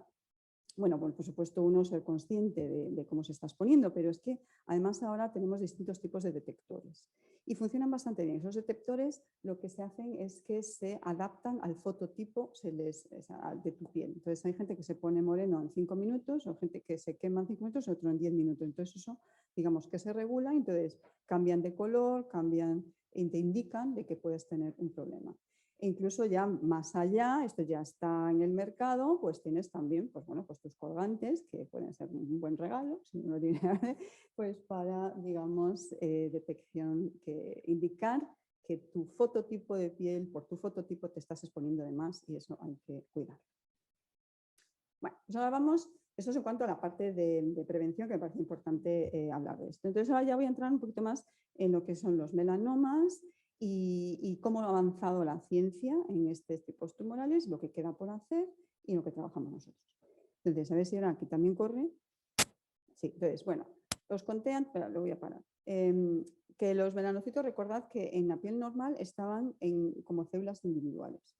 Aquí ya lo que estáis viendo ya es un melanoma y es muy finito, pero lo veis, estas células tumorales, la capacidad que tienen de intravasar a través de la vasculatura, sobre todo la vasculatura linfática inicialmente, cuando son agresivos se escapan a los sistemas de control en el ganglio linfático, donde deberían de eliminarse el sistema inmunitario, y luego se diseminan por el organismo. Y estas células tienen una capacidad particular de moverse, de evadir el sistema inmunitario, luego de extravasar y desarrollar melanoma o metástasis en otros. Y bueno, cuando yo empecé, esta es la situación cuando yo empecé a trabajar en el melanoma, como decía José, en Cold Spring Harbor, en el laboratorio de Scott Lowe. Y la verdad es que era un riesgo, porque en aquel momento las revisiones eran de este estilo, ¿no? No había el black box, pues que no se sabía por qué, porque era tan agresivo, los tratamientos no funcionaban. Y entonces, de hecho, los clínicos pues, no querían entrar en melanomas, solo era esta gente muy joven que les daban, bueno, pues ponemos aquí este tipo de tumor, porque bueno, probad algo, porque no, la verdad es que no funciona. Bueno, pero lo que resultó, y lo comentamos siempre, bueno, pues el campo en sí está muy orgulloso de ser realmente un ejemplo de cómo la investigación básica y clínica conjuntamente pues, ha realmente cambiado la supervivencia de los pacientes un poco más de 15, 20 años. Pero de una forma significativa. En el melanoma hace, pues eso, estos son alrededor, pues a finales de los 90, en el 99, por ahí, en 2000, cuando empecé yo, pues la vida media eran de 8 o 10 meses. En este momento están respondiendo 60-70% de los pacientes, a menos corto plazo. O sea, eso es realmente una revolución. ¿Cómo? ¿Y cómo se ha llegado a esto? Pues bueno, pues como otro tipo de tumores, comparando lesiones piel normal con lesiones benignas, lesiones malignas a nivel de DNA, de RNA, de proteína, no voy a entrar, porque esto es muy estándar, o sea, como nos indicaron ayer, alteraciones en el ADN, a nivel de RNA, secuenciación de RNA, codificante, no codificante, microRNAs, circulares, etc. O sea, hay mucha actividad en este campo y, por supuesto, es un tumor que se estudia, claro, como en todos, pues expresiones a nivel de proteína, histológicamente y con otros métodos. Como en otros tumores, donde está yendo el campo es a estudios de célula única. Y los estudios de célula única, tanto bueno, pues a nivel de DNA como de RNA, como de proteína. Y además en este tumor es muy importante hacerlo in situ. Entonces se está trabajando mucho en entender bueno, pues alteraciones genéticas y epigenéticas en las células normales, las células tumorales a nivel del propio tejido. Y bueno, pues hay grandes estudios colaborativos en este sentido. Y la verdad es que, bueno, pues ahí vemos que los melanomas realmente son, yo cuando eso se lo cuento a los niños con los transformers, son células que están cambiando y evolucionando continuamente. Y luego, bueno, en mi laboratorio en particular nosotros utilizamos muchos modelos animales y yo os contaré uno que llamamos Metaler. Bueno, dentro de terapias, pues no voy a entrar en todas las terapias que hay, pero sí en los dos grupos más importantes de estrategias terapéuticas. Por una parte, pues las mutaciones, por supuesto. Pues ayer José Tubío nos comentaba pues alteraciones, por ejemplo, en cógenes como viral, en melanoma, una ruta de las más mutadas, pues en cogen BRAF, en alteraciones también en MEK, muy importante toda esta ruta y con esto pues se han desarrollado distintos compuestos que veis aquí. Fue una revolución en su momento porque estos veis son PET, todo lo que estas bolitas negras que veis aquí son metástasis. Este es un paciente, fijaos la cantidad de metástasis que puede tener esta persona y esos pacientes respondían. Fue una revolución cuando había esta respuesta. ¿Cuál es el problema? Y José enseñó esta foto ayer que es súper famosa porque es una foto de estos pacientes que responden. La verdad es que tienen una fase que recuperan pues la calidad de vida. Lo que pasa es que en la mayor parte de los casos con terapia dirigida genéticamente, pues los tumores vuelven.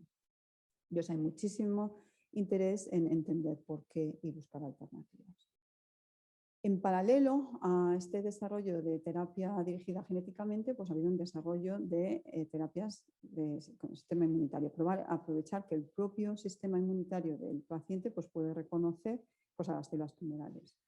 Y aquí, bueno, no voy a entrar en detalle, pero por supuesto, sabéis que el sistema inmunitario pues, tiene muchísimas células. En el concepto de sistema inmune es muy importante las células con capacidad de ataque. Entonces, las células linfocitos T, CD8, entonces, bueno, pues en muchos de estos tratamientos lo que están intentando es rescatar y activar a estas células. No solo esto, ¿eh? Desde luego, sabemos que el sistema inmunitario, yo luego cuando lo cuento, como fueran las fuerzas, los cuerpos y fuerzas del Estado, porque tenemos linfocitos, células natural killer, dendríticas, macrófagos, toda esta una cantidad de células que su función es reconocer a la célula tumoral, luego reconocerla de forma específica de antígeno, activarse y al final eliminarlas. ¿Qué pasa en los melanomas y en otros tipos de tumores muy agresivos? Bueno, pues que estas células, por una parte, tienen muchas mutaciones, o sea, tienen muchos antígenos que podrían ser reconocidos, lo que pasa es que tienen unos mecanismos de realmente escudos súper potentes para o esconderse de todas estas patrullas de reconocimiento o realmente, bueno, bypassearlas y luego os contaré en el descubrimiento de nuestro grupo lo que tienen, de hecho, las revierten para apoyar el desarrollo tumoral. Entonces, lo que se está intentando hacer es pues, desactivar todos estos mecanismos de protección y con la idea de conseguir respuestas. Y aquí os pongo, esto ya parece antiguo, fíjate, de 2014, cuando empezaron a salir estas respuestas. Voy a enseñar muy pocas gráficas, pero este es un caso de estas que cuando van azules, cómo se van muriendo los pacientes con la terapia anterior y luego pues mucho menos muerte con este agente que era nivolumab, que es un agente contra una proteína de esas que protege contra el sistema inmunitario que se llama PDU. Y voy a poner un timeline, esto es para que veáis cómo ha avanzado la terapia del melanoma. Y, o sea, inicialmente, bueno, un poco para tener en perspectiva todo esto que os estoy comentando, ¿no? Hasta los años 70, pues se trataba con dacarbazine. Esto fue así, pues décadas, un agente alquilante que no tenía prácticamente efecto. Y luego, bueno, pues el desarrollo de la identificación de estas mutaciones en BRAF, os he comentado aquí, en 2002, y ahora lo pongo aquí para que veáis la actividad. Esto solo es un ejemplo, estos son compuestos que están aprobados, inhibidores de BRAF, inhibidores de MEK, y combinaciones de estos agentes con múltiples otros fármacos que, bueno, pues que se están estudiando en ensayo clínico. La otra gran revolución pasó casi a la vez, y esto es lo que os estaba comentando, estas proteínas que son, bueno, digamos, un sistema que lo que hace es que inhibe al final la activación de células citotóxicas que reconozcan el tumor. Y hay, bueno, muchísima actividad también. Veis, bueno, pues estos son ejemplos de tratamientos que están aprobados. O sea, que se ha pasado en un campo de tener solo un fármaco que respondía en el 10% de los pacientes a tener toda una batería en las que se está consiguiendo una respuesta muy buena en pacientes en estadio avanzado. No solo con estos agentes que desactivan el checkpoint inhibitors, los puntos de control inmunitario, sino que hay también, pongo aquí T-VEC, son ya virus oncolíticos también que se están utilizando en terapia. Y como os decía, pues bueno, pues esto ya ha salido hasta en el Economist, porque ha supuesto realmente una revolución no solo para los pacientes, sino también a nivel de recuperación de calidad de vida, etcétera, pues un impacto económico. Y veis que esto es el mismo tipo de gráficas, cómo se morían los pacientes históricamente y ahora cómo se va muriendo menos con los distintos tratamientos que están en este momento en el mercado. Y estos son en pacientes avanzados. ¿Qué se está haciendo? Bueno, pues esto en el melanoma y como en otros tipos de tumores, lo que se está intentando es, ya una vez que más o menos podemos, algunos, todavía se escapan muchos pacientes con melanoma metastásico, pero la idea es ir antes. Ir antes quiere decir es, bueno, pues en lugar de tratar a estos pacientes que ya tienen tantas metástasis, pues encontrar tratamientos, encontrar marcadores y encontrar estrategias para poder intervenir en situación adyuvante. En melanoma lo que va a ocurrir es si una persona va al dermatólogo o a la dermatóloga, se le va a eliminar el melanoma por cirugía. Si se ve que es alto grosor, bueno, alto grosor es 2 milímetros, un poco más, o sea, fijaos, pues se va a intentar hacer, se va a hacer un seguimiento de los ganglios linfáticos, muchas veces eliminación por cirugía de los ganglios linfáticos. Si se encuentran células en este estadio, se llama estadio 3. Y ahí, pues bueno, pues ya empieza ya otro tipo de tratamientos que ahora, digamos, que son, bueno, que se están, digamos, persiguiendo mucho, que es un tratamiento adyuvante, que es lo que se intenta es, pues, impedir que de los ganglios linfáticos se llegue a los, digamos, órganos distales. Esto es adyuvante. Y ahora lo que están, bueno, pues muchos ensayos clínicos neoadyuvante. Neoadyuvante, eso lo que va a intentar es el tratamiento antes de la cirugía y ahora lo que se está probando es en estadio 3. O sea, antes de hacer la cirugía en eliminación de ganglios que puedan estar afectados, ya en tratamiento para asegurarse de que después de ahí no va a haber más células circulantes, ¿no? Y es un problema melanoma porque es que, como os decía, un poco más de 1 milímetro las células se pueden escapar. Por eso en este tumor es tan importante detectarlo a tiempo. Y bueno, os pongo aquí otro gráfico, no sé si se ve bien en la pantalla, pero para que veáis qué aumento de supervivencia estamos viviendo en el campo. Y sobre todo esto ya son ensayos ya con adjuvant therapy. O sea, esto es, digamos, tratando los estadio 3 cuando está a nivel de ganglio linfático. ¿Qué pasa? Que bueno, pues hay mucha respuesta inicial, lo que pasa que luego los pacientes pues al final acaban bueno, siendo afectados y todavía hay como, digamos, un 50% de pacientes que a largo plazo que no van a responder. Entonces, por eso, pues bueno, pues el campo sigue, obviamente. Entonces, para recapitular un poco, terapia dirigida, inmunoterapia, combinaciones de ambas para mejorar la actividad con toda esta, digamos, complejidad de respuestas parciales o incompletas. Y otro problema, que además en el melanoma, es que los tratamientos son muy caros. Bueno, el melanoma como otros tumores que son muy agresivos. Entonces, bueno, pues también digamos que hay una necesidad desde los sistemas de salud y también, bueno, pues desde los centros de investigación en reducir costes, tener tratamientos que sean eficientes y que sean menos costosos. Entonces, no sé cómo va ese tiempo. Vamos a ver. Entonces ahora lo que voy a contaros es, pues nada, mi laboratorio que hacemos nosotros en el grupo.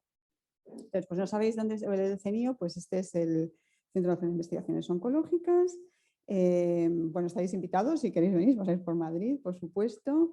Mi despacho está aquí, donde tienes donde veis el puntero. O sea, he estado todo el tiempo apuntando sin puntero, vaya por Dios. Bueno, pues nada, aquí os doy la oficina y este es mi despacho. Y bueno, como nos gusta en el CENIO presumir, pues estamos entre los mejores del mundo, pero bueno, también hay muchos otros centros que también son punteros, ¿eh? Pero bueno, oye, qué pena, antes estaba apuntando y no, bueno, pero me habéis seguido un poco más o menos bien, ¿no? Esto de tener 2 punteros. Y bueno, entonces, ¿cuáles son los objetivos principales de mi grupo? Bueno, nosotros estamos intentando cubrir todo el espectro de las lesiones del melanoma, desde cómo se inicia, cómo progresa, no solo melanomas cutáneos, sino también estamos muy interesados en melanomas oculares y acrales, etc. Tenemos varios proyectos en ese sentido. Uno de los grandes áreas, a nosotros, yo cuando cuento esto del melanoma y que es tan agresivo, pues yo lo que intento explicar como intentar entender el código de barras. que es lo que define un producto de otro, ¿no? ¿Por qué el melanoma es melanoma y por qué es tan agresivo? Entonces nos interesa mucho estos aspectos de linaje de la célula melanocítica que se altera específicamente. Luego también, muy importante, sobre todo en los últimos años estamos trabajando mucho en visualización, en desarrollar modelos experimentales que nos permiten ver en tiempo real dónde y cuándo, en modelos experimentales en ratón, por supuesto, se activa el proceso de metástasis. De hecho, nos interesa el nicho premetastásico. Y bueno, combinamos estos modelos con muestras humanas y sobre eso validamos pues los pathways o los fármacos. Y luego, pues también muy interesados en nuevos tratamientos y en aspectos de inmunomodulación. Os pongo aquí 3 portadas de revista, bueno, porque siempre está bien, no sé, muy orgullosos, pero digamos porque también la ciencia es arte.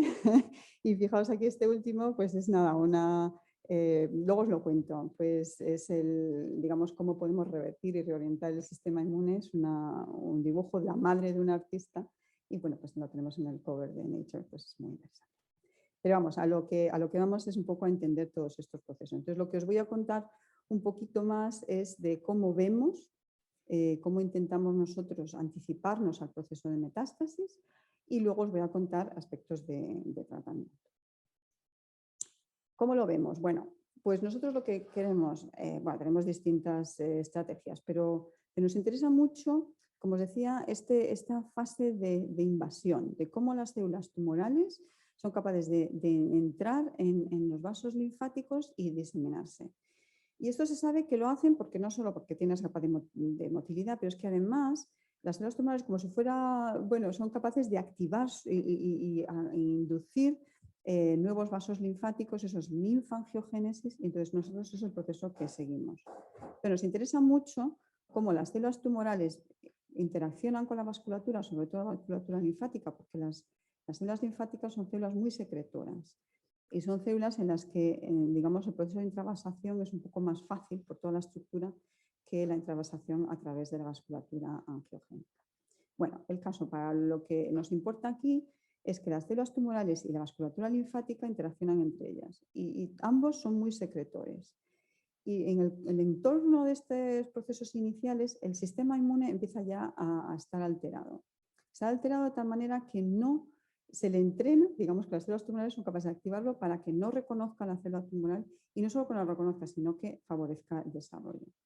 Entonces, hay distintas rutas de señalización importantes para este proceso, pero nosotros seguimos una que es un receptor, que es VEGFR3, que es el receptor de ligandos de VEGF-C y D, que son los que más activos en el proceso de linfangiogénesis. Entonces, lo que desarrollamos un modelo de ratón, para los que estáis aquí en modelado, es un knock-in, en lo que se introduce un cassette de GFP, una proteína que emite fluorescencia en verde, y luciferasa en la zona no codificante de este gen. De tal manera que el gen se produce, la proteína se produce normalmente cuando se activa y también se nos produce la luciferasa. Entonces, lo que vais a ver, y os voy a enseñar un vídeo, estos modelos los tenemos en distintos, digamos, contextos, tanto inmunodeficientes para probar células tumorales o células de pacientes y modelos genéticamente modificados que además mantienen su propio sistema inmunitario. Entonces aquí vemos, nada, estos son unos ratoncitos que veis, no sé si lo veis ahí bien, tiene un tumor aquí implantado de melanoma. Entonces nosotros, si solo tuviéramos este ratón, no sabríamos si tenemos células diseminadas y no las tenemos. Pero bueno, nuestros ratones emiten, son como emiten luz, porque se activa este proceso de neolinfangiogénesis. Entonces, es muy sensible y nos permite ver dónde se está activando todo este proceso y cuándo. Entonces, nosotros ahora podemos ir ahí y podemos eliminar estas áreas y ver qué está pasando antes de que la célula tumoral llegue ahí, porque eso ocurre muy tempranamente. Y por eso los llamamos meta-alert de melanoma y nos permitió identificar una proteína que es uno de los grandes inductores de este proceso, la proteína MITCAM. Entonces, tengo un vídeo, a ver si este tiene audio, el que probamos antes, a ver si ahora nos va. Entonces, lo que vais a ver aquí, bueno, pues cómo hemos resumido todo este proceso de, por una parte, generar los modelos de ratón y luego de qué nos ha servido para encontrar nuevos inductores. Ahora, tengo que quitar el puntero láser y... es que no sé. A ver.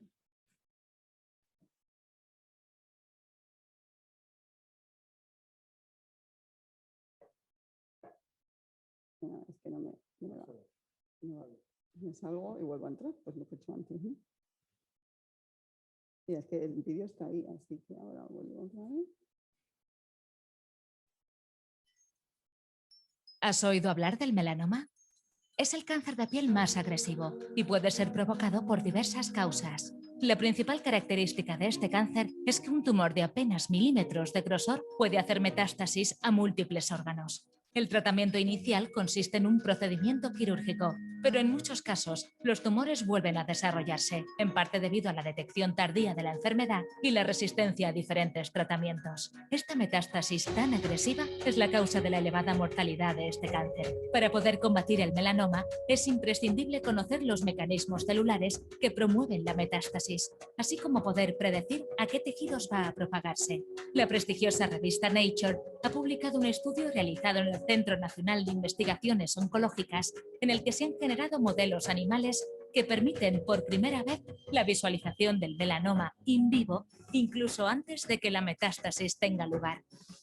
Este sistema, llamado MetAlert, señala por luminescencia las áreas del organismo que están preparadas para recibir células tumorales antes de que se produzca la metástasis.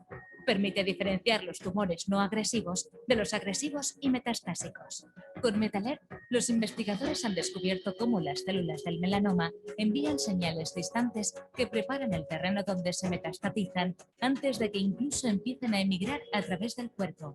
Las células tumorales también secretan proteínas para favorecer su entrada en los vasos linfáticos y viajar a través del cuerpo. Esta publicación del grupo Melanoma en el CENIO identifica nuevos conductores de metástasis, centrándose específicamente en la proteína llamada MYC. MYC puede representar un nuevo objetivo terapéutico porque su bloqueo inhibe las metástasis. La relevancia de MYC como un posible biomarcador tumoral se validó utilizando muestras humanas. Gracias a este sistema MetAlert, los investigadores serán capaces de detectar nuevos factores de riesgo, genes o nuevos medicamentos contra la metástasis.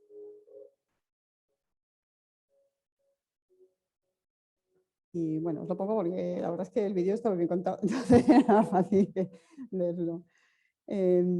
Bueno, siguiendo, y a veces te pasan estas cosas en el laboratorio, que empiezas con una proteína, que la encuentras en un ratón, que luego la pruebas en humanos, que tiene un efecto en metástasis, y luego, pues estudiando más, pues vemos que además tiene un efecto en el control del sistema inmunitario.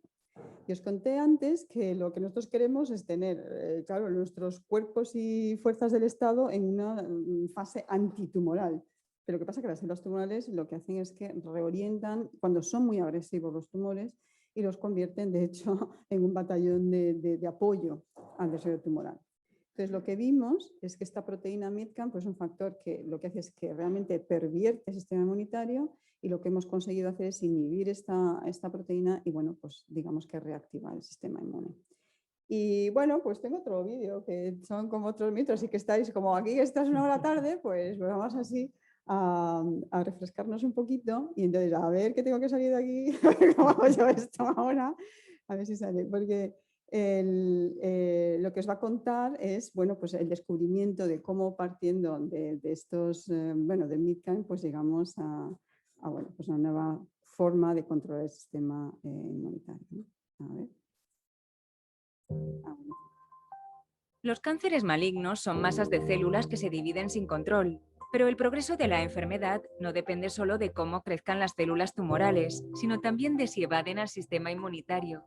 Mientras que algunos tumores agresivos crecen sin atraer células inmunes a su alrededor, otros tumores producen inflamación, llamando la atención de las defensas del paciente. En teoría, estos tumores deberían ser menos peligrosos, ya que pueden sufrir los ataques de células inmunes, como los macrófagos y los linfocitos, programados para destruir células cancerígenas. Sin embargo, el sistema inmunitario no siempre se comporta como debe. Algunos tumores engañan a las defensas del paciente, haciendo que las células inmunes ayuden al cáncer a crecer, pero no está claro cómo ocurre. En un nuevo estudio publicado en la revista Nature Medicine, científicos del grupo de melanoma del CENIO han descubierto cómo logran los tumores de piel engañar al sistema inmunitario. Cuando analizaron estos tumores malignos, observaron que las células cancerosas producen una proteína llamada Midkine. Hace unos años el equipo ya había descubierto que Midkine ayuda al cáncer de piel a extenderse por el cuerpo en un proceso llamado metástasis. Ahora han descubierto que los tumores productores de Midkine también cambian el comportamiento de los macrófagos cercanos, convirtiéndolos en aliados que desactivan a los linfocitos cazadores de células tumorales. En experimentos con ratones, los científicos bloquearon Midkine en las células tumorales y esto restauró la función defensiva de las células inmunes. Luego validaron los resultados analizando datos celulares de pacientes que habían recibido inmunoterapia. Los científicos encontraron otros cánceres donde Midkine produce el mismo efecto. El estudio tiene importantes implicaciones médicas. Primero, ayuda a entender por qué algunos pacientes de cáncer tienen mal pronóstico a pesar de contar con abundantes células inmunes. Y segundo, abre una nueva vía de tratamiento basada en bloquear Midkine y combinar esto con otras inmunoterapias. El paso siguiente serán más estudios con muestras de pacientes, pero los científicos ya tienen una posible estrategia antitumoral basada en la proteína Midkine.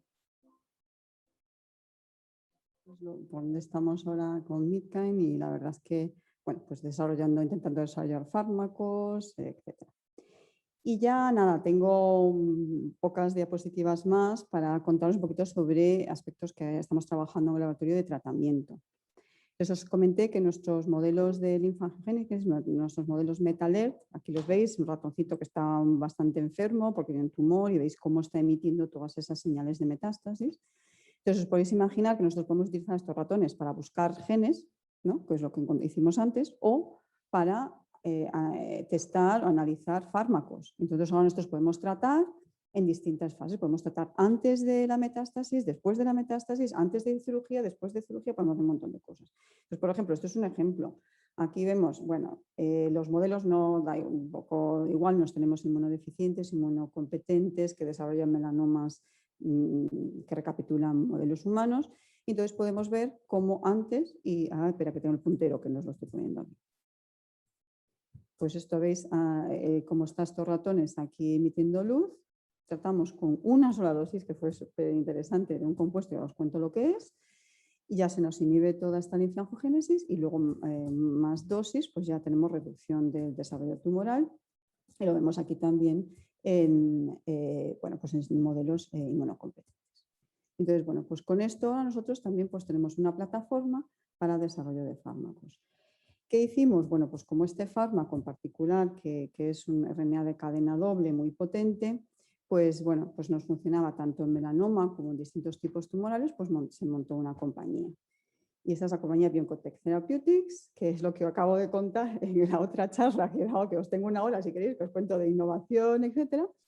Pero bueno, pongo a la persona aquí porque es una persona de mi laboratorio, realmente se montó porque una persona de mi laboratorio pues realmente era realmente el entrepreneur que bueno, pues que movió la propiedad intelectual y bueno, pues ahí yo también, pues la verdad me pareció una iniciativa buenísima, se licenció tuvimos una patente, se licenció la compañía, está realmente una startup. Y bueno, pues se ha llegado con la ventaja que además activa el sistema inmunitario y bueno, pues nada, con muchos medios porque realmente está funcionando bastante bien. En la otra charla conté toda la historia de cómo se llegó a esta compañía. Fijaos, pues tenemos más de 10 años que nos ha llevado, pero hemos pasado de, bueno, BioNCotech, que fue como empezamos, luego, bueno, varios cambios de rondas de inversión, cambios de, pues toda, digamos, la parte de gestión, se cambió el logo, pero lo importante es que ahora tenemos una serie, ahora se ha renombrado como Highlight Therapeutics. Y bueno, pues empezaron ensayos en fase 1A, que fueron las grandes alegrías de toda mi vida, pero fijaos ahora pues está en fase 2. Fase 2 eso es en combinación con estos agentes de control de punto inmunitario y la verdad es que está funcionando bastante bien, la compañía está muy contenta, eso ya no es mérito mío, eso ya es el equipo clínico, podéis ver en la página web. Y os voy a poner una foto y un mensaje porque estaba hablando con la CEO, que es Marisol Quintero, que es una persona fantástica que ha sido realmente capaz de llevar por muchos... Es que he puesto una línea, pero la compañía ha ido por muchos valles, más valles que montañas, porque es muy difícil. Ha sido muy complicado desde España llegar a ensayo en fase 2 en melanoma y están llevando varios ensayos clínicos. La verdad es que me decía Marisol, es que tenemos actividad en todos estos países y no somos ya no somos una startup, somos una biotech y eso la verdad es que está muy orgulloso. Y eso fue porque toda la gente era realmente muy importante y aquí en la charla anterior les enfaticé mucho lo que es la importancia del equipo, porque como científicos no tenemos, yo desde luego no tenía ni la capacidad, ni la competencia, ni bueno, desde luego para poder desarrollar esta compañía. Es que me decía, es que esto ha sido parte de mi vida y para mí a Tormo y para los que estemos tan implicados ahí con mucho esfuerzo. Y con eso termino. Pues nada, esa es la primera diapositiva que enseñé allí. Y la enseñé porque muchas veces nos parece que trabajamos así, o no sé, por lo menos cuando empiezas en estos aspectos de actividad translacional, que te sientes un poco en el aire y no sabes dónde estás pisando, pero ahí lo importante es el equipo que encuentras y el equipo en que puedes delegar. Eso se siempre dice de delegar, he aprendido mucho de eso. Pero, y bueno, ya veremos cómo hacemos una seca, pero sí que es importante, sobre todo cuando estás en donde que realmente pues, nosotros no controlamos. Y eso es básicamente lo que os quería contar y para que veáis mi grupo, los fantásticos que son.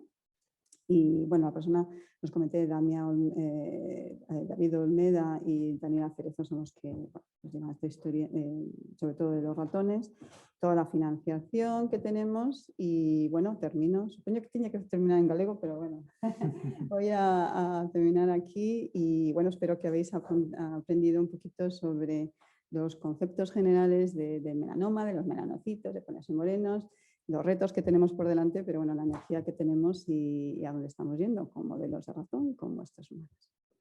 Con esto, pues ¿no? Ya termino. ¿Tenéis alguna pregunta?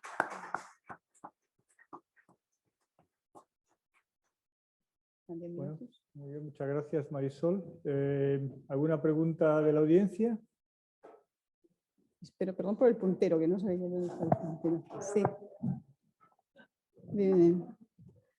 Yo siempre pregunto mucho, pero seguro que hay preguntas también por internet y tal, pero así de primeras y filosóficamente también es fastidiado o irónico que generemos evolutivamente una célula para proteger al resto de las células de la piel de los tumores originados por el sol y resulta que vamos y tenemos el cáncer agresivo en esas células.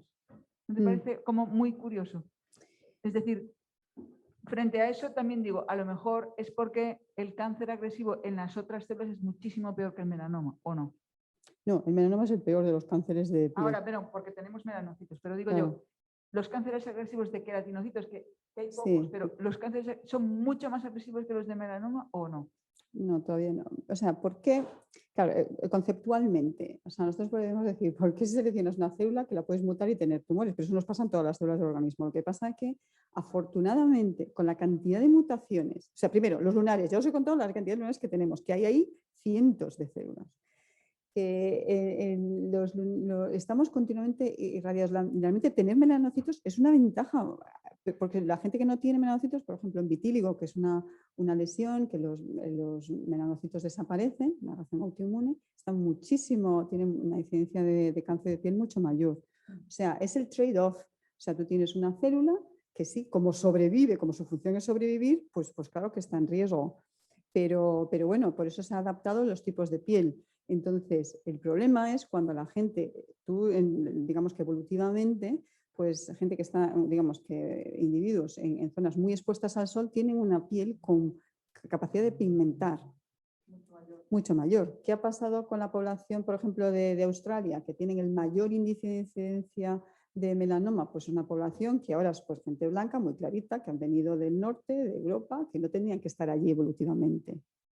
Yo quiero decir que, bueno, pues eso es por lo que tenemos este tipo de células y bueno, pues tenemos el riesgo, como puedas tener riesgo de cáncer de colon o puedas tener otro riesgo. Pero son muy agresivos. Hay otro tumor que es muy agresivo de piel que nos he contado, es Merkel cell carcinoma, es otro tipo de célula que también es muy agresivo. Pero los tumores de queratinocitos, hombre, por supuesto, claro que los pueden ser y basales y escamosos, etcétera, pero en general los de melanoma son más. Porque no hay una lesión de 1,5 milímetros de un carcinoma que te dé este tipo de metástasis.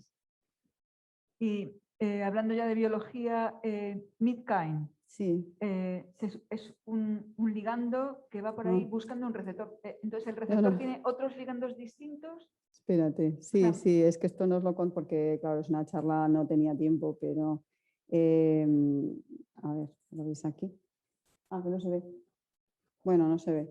Sí. Ajá, vale, pues sí, es una proteína muy interesante. Midkind es una proteína que está se activa sobre todo en proceso embrionario. El nombre viene mid-gestation.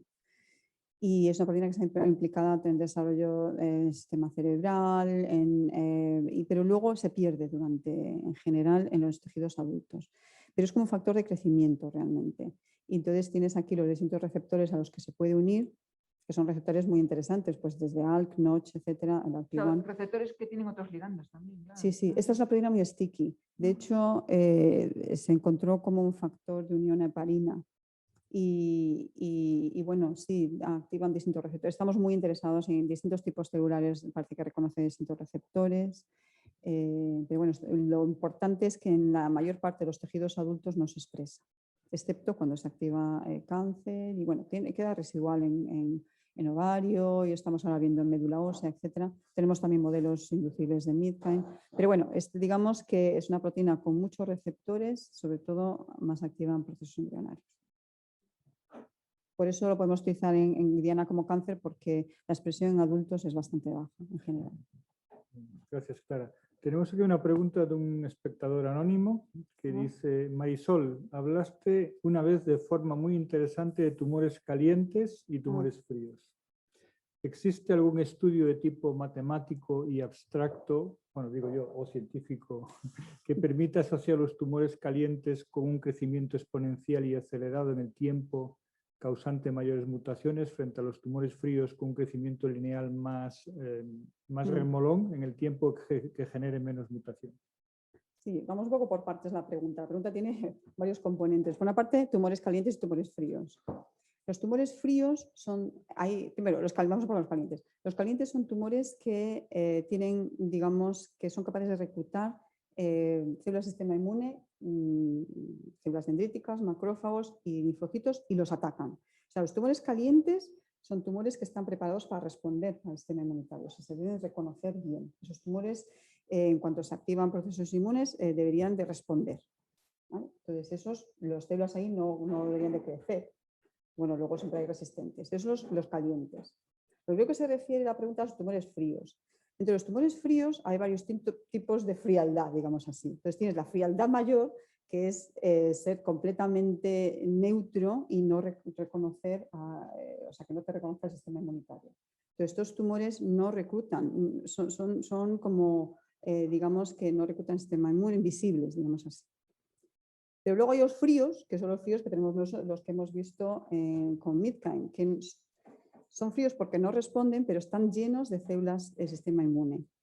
Entonces, creo que la pregunta va por este tipo de tumores que tiene células del sistema inmunitario dentro y que son células que el sistema inmunitario lo que pasa es que están haciendo son macrófagos que están repolarizados, son células dendríticas que no son tolerogénicas, son células T reguladoras, pero lo que están haciendo es favoreciendo el tumor. Entonces, la pregunta es si matemáticamente o por razones con estrategias matemáticas uno puede predecir cómo va a crecer el tumor.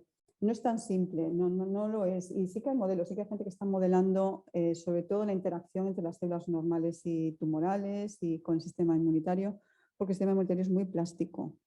Entonces, tienes que tener mucha información realmente de cómo depolarizadas están estas células para poder responder.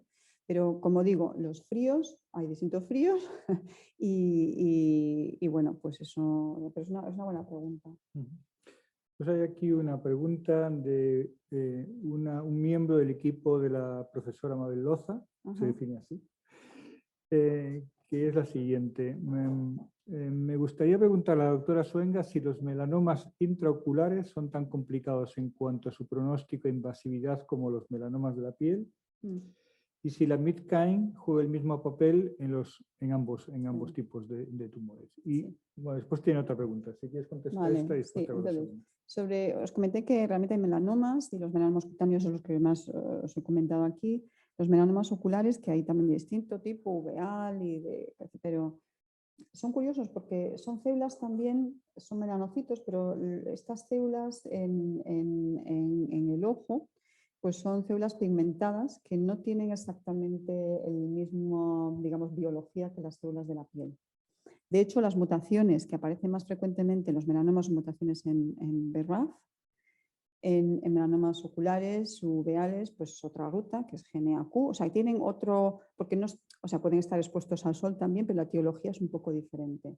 Si son agresivos o no son agresivos, son muy agresivos, porque así como en la piel los puedes más o menos, mucha gente, identificar los lunares que se alteran, alteraciones pues en el iris, etcétera, pues no se ven tan bien. Entonces son muy agresivos también, con la diferencia que los melanomas oculares tienen un tropismo particular por el hígado, entonces tienen metástasis hepáticas estos tumores, los de cutáneos por todas partes. Pero bueno, respondiendo a la pregunta, son muy agresivos y etiológicamente no son exactamente iguales, tienen un patrón diferente de mutación genética, de amplificación, etc. Y la segunda pregunta es cómo se pueden detectar, me imagino simplemente porque se ven. Hombre, porque claro, el paciente se ve que tiene pues una mancha o algo así y pues en el especialista en oftalmología. Sí. Y luego esa gente suele perder el ojo. Vale. ¿Una pregunta de la audiencia? José, sí.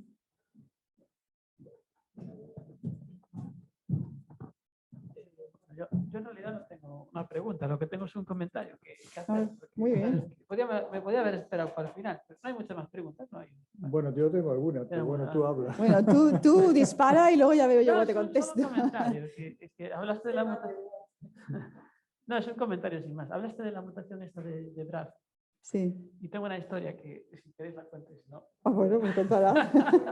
Has estado tú cuando estaban que traigan la cena que tenemos para el rato aquí. Esa famosa mutación en BRAF, la del V599, que esta que se descubrió, bueno, que se describió en el 2002. Sí. Esta es del equipo de Mike Stratton, donde yo estuve en Cambridge, ¿no? Resulta que la chica que publicó ese artículo en Nature fue Helen Davis, que se sentaba además a mi lado cuando estuve aquí en esta estancia. Esta cosa que descubres con el tiempo, porque realmente yo no la conocía de nada. Resulta que me comentó, y esta es la curiosidad, que cuando enviaron el artículo este Nature, cuando enviaron el manuscrito tardó 3 meses en aceptarse. Pero al parecer a los 2 días ya estaba colgado en internet. Un leak. Un leak completo. Pues el Nature tardó 3 meses en aceptarlo y salió al 4.º mes en la revista, pero a los 2 o 3 días ya estaba colgado en internet. O sea, fijaros el impacto que realmente... Hombre, eso fue una revolución porque, a ver, la mutación era bastante recurrente. O sea, los melanomas tienen, bueno, cuando es de 40 y pico mil, en la media 80.000 mutaciones, tienen muchísimas mutaciones.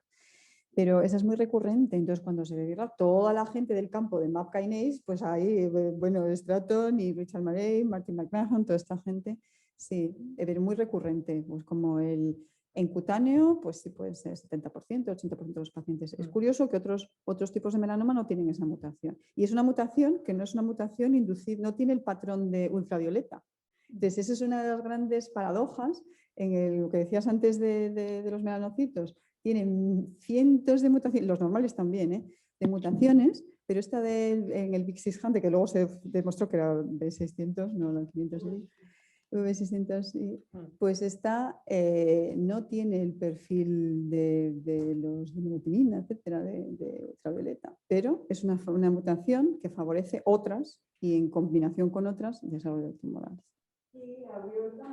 A todos. Resulta que en tiroides, en también. capilar de tiroides, que es el más frecuente en toda la tiroides, resulta que es la mutación más frecuente también. En pulmón también está. Pero en pulmón luego no responde de la misma manera. Es que luego por eso está la especificidad del linaje, porque por la dependencia que tiene esta ruta en el melanoma, los tratamientos, las terapias dirigidas son más eficientes en estos tumores que a lo mejor en otros. Bueno, pues si queréis una anécdota para que tengáis cuidado cuando decís datos en congresos, cuando se anunció esa primera mutación fue en un meeting de Heidelberg, del EMBO, estaba yo allí, lo presentó Chris Marshall porque estaba también colaborando con Stratton. Mike Stratton, ¿no? Y todo el mundo, claro que todo el mundo quedó contentísimo, porque de hecho era una de las primeras veces que se mostraba que la secuenciación del genoma valía para algo. De hecho es casi el primer ejemplo de aplicación práctica. Y pasó el tiempo y después hubo otro congreso en donde un señor que estaba en la audiencia de ese meeting comentó que cuando después justamente de escuchar la charla de Chris Marshall, llamó inmediatamente a una startup que tenía él para que se pusiesen inmediatamente a buscar fármacos contra BRAF, porque decía él, la ventaja de las startups sobre las compañías muy establecidas es que no tienen que pasar ningún tipo de filtro de CO ni nada de eso, son interesantes. Entonces dije, esta era mi oportunidad, si nos poníamos inmediatamente a trabajar en eso, podíamos sacar un inhibidor contra BRAF. O sea que cuidado con lo que decís en los congresos científicos. Más anécdotas, efectivamente. Los inhibidores los sacaron estas biotech, pero luego tuvo que ser las grandes farma que desarrollarlo, porque los primeros inhibidores no se podían administrar bien, o sea que, bueno, mil historias en el melanoma. Pero bueno, al menos espero que hayamos aprendido un poquito y no os queméis. Pero es que os puede pasar. Yo tengo dos preguntas muy básicas y muy tontas. Una, en Twitter el profesor Tubío nos preguntó por qué los melanomas tenían tantas mutaciones. Y entonces había varias preguntas. Una de ellas era, o contestación de ellas era porque tiene muchas mutaciones por los rayos ultravioleta del sol. ¿Es así por eso o es porque una vez que tienen algunas mutaciones después mutan más a lo largo de la progresión tumoral? Las dos cosas, son las dos cosas, porque desde luego es innegable, pues están ahí recibiendo ultravioleta toda la vida, porque la piel tiene memoria, que siempre se dice así, no los perdemos, entonces van acumulando. Entonces hay unas como más, o sea, mutaciones en BRAF, en NF1, P53, tal, que son más frecuentes, y luego tienen toda una serie de otros. Los melanocitos deberían de ser células que reparan bien el DNA, porque están muy preparados a reparar, son mecanismos de reparación, entonces, porque están sufriendo. Entonces, algunas de estas mutaciones afectan a mecanismos de reparación. ¿Y por qué? Porque eso, bueno, pues ocurre y al tumor empieza a ser poliploide, etcétera, y entonces pues se acaban fijando. O sea, que los melanomas no reparan, pero no reparan tan bien como los melanocitos. Y además una cosa que le pasa a la melanina, os puse que era un paraguas. Y es un paraguas y mencioné un poquito de especies reactivas de oxígeno, reactive oxygen species. Y estas células, melanocitos, la melanina debería también digamos que lidiar con ellos, pero los melanomas también lo tienen alterado. Entonces, sí, digamos que adquieren mutaciones y esas mutaciones también tienen un componente adicional que no es el sol. Por eso no solo el sol, si es que nos aparecen melanomas en zonas que están muy pocas expuestas al sol. Entonces, obviamente, tiene que haber un factor que no es radiación, que es genético, más el microbioma, que hay mucha historia ahora sobre eso, nos podemos hablar de muchas cosas. Parece mentira que siendo Tubío gallego, que en esa contestación, esa Twitter, no pusiese otra cuarta que era depende. Porque depende si es en el ojo, los sacrales tienen otro mecanismo, son amplificaciones, etc. Promedio. Enorme, claro. Sí, vale, sí. pero entonces eso me lleva a otra pregunta, que es mi segunda.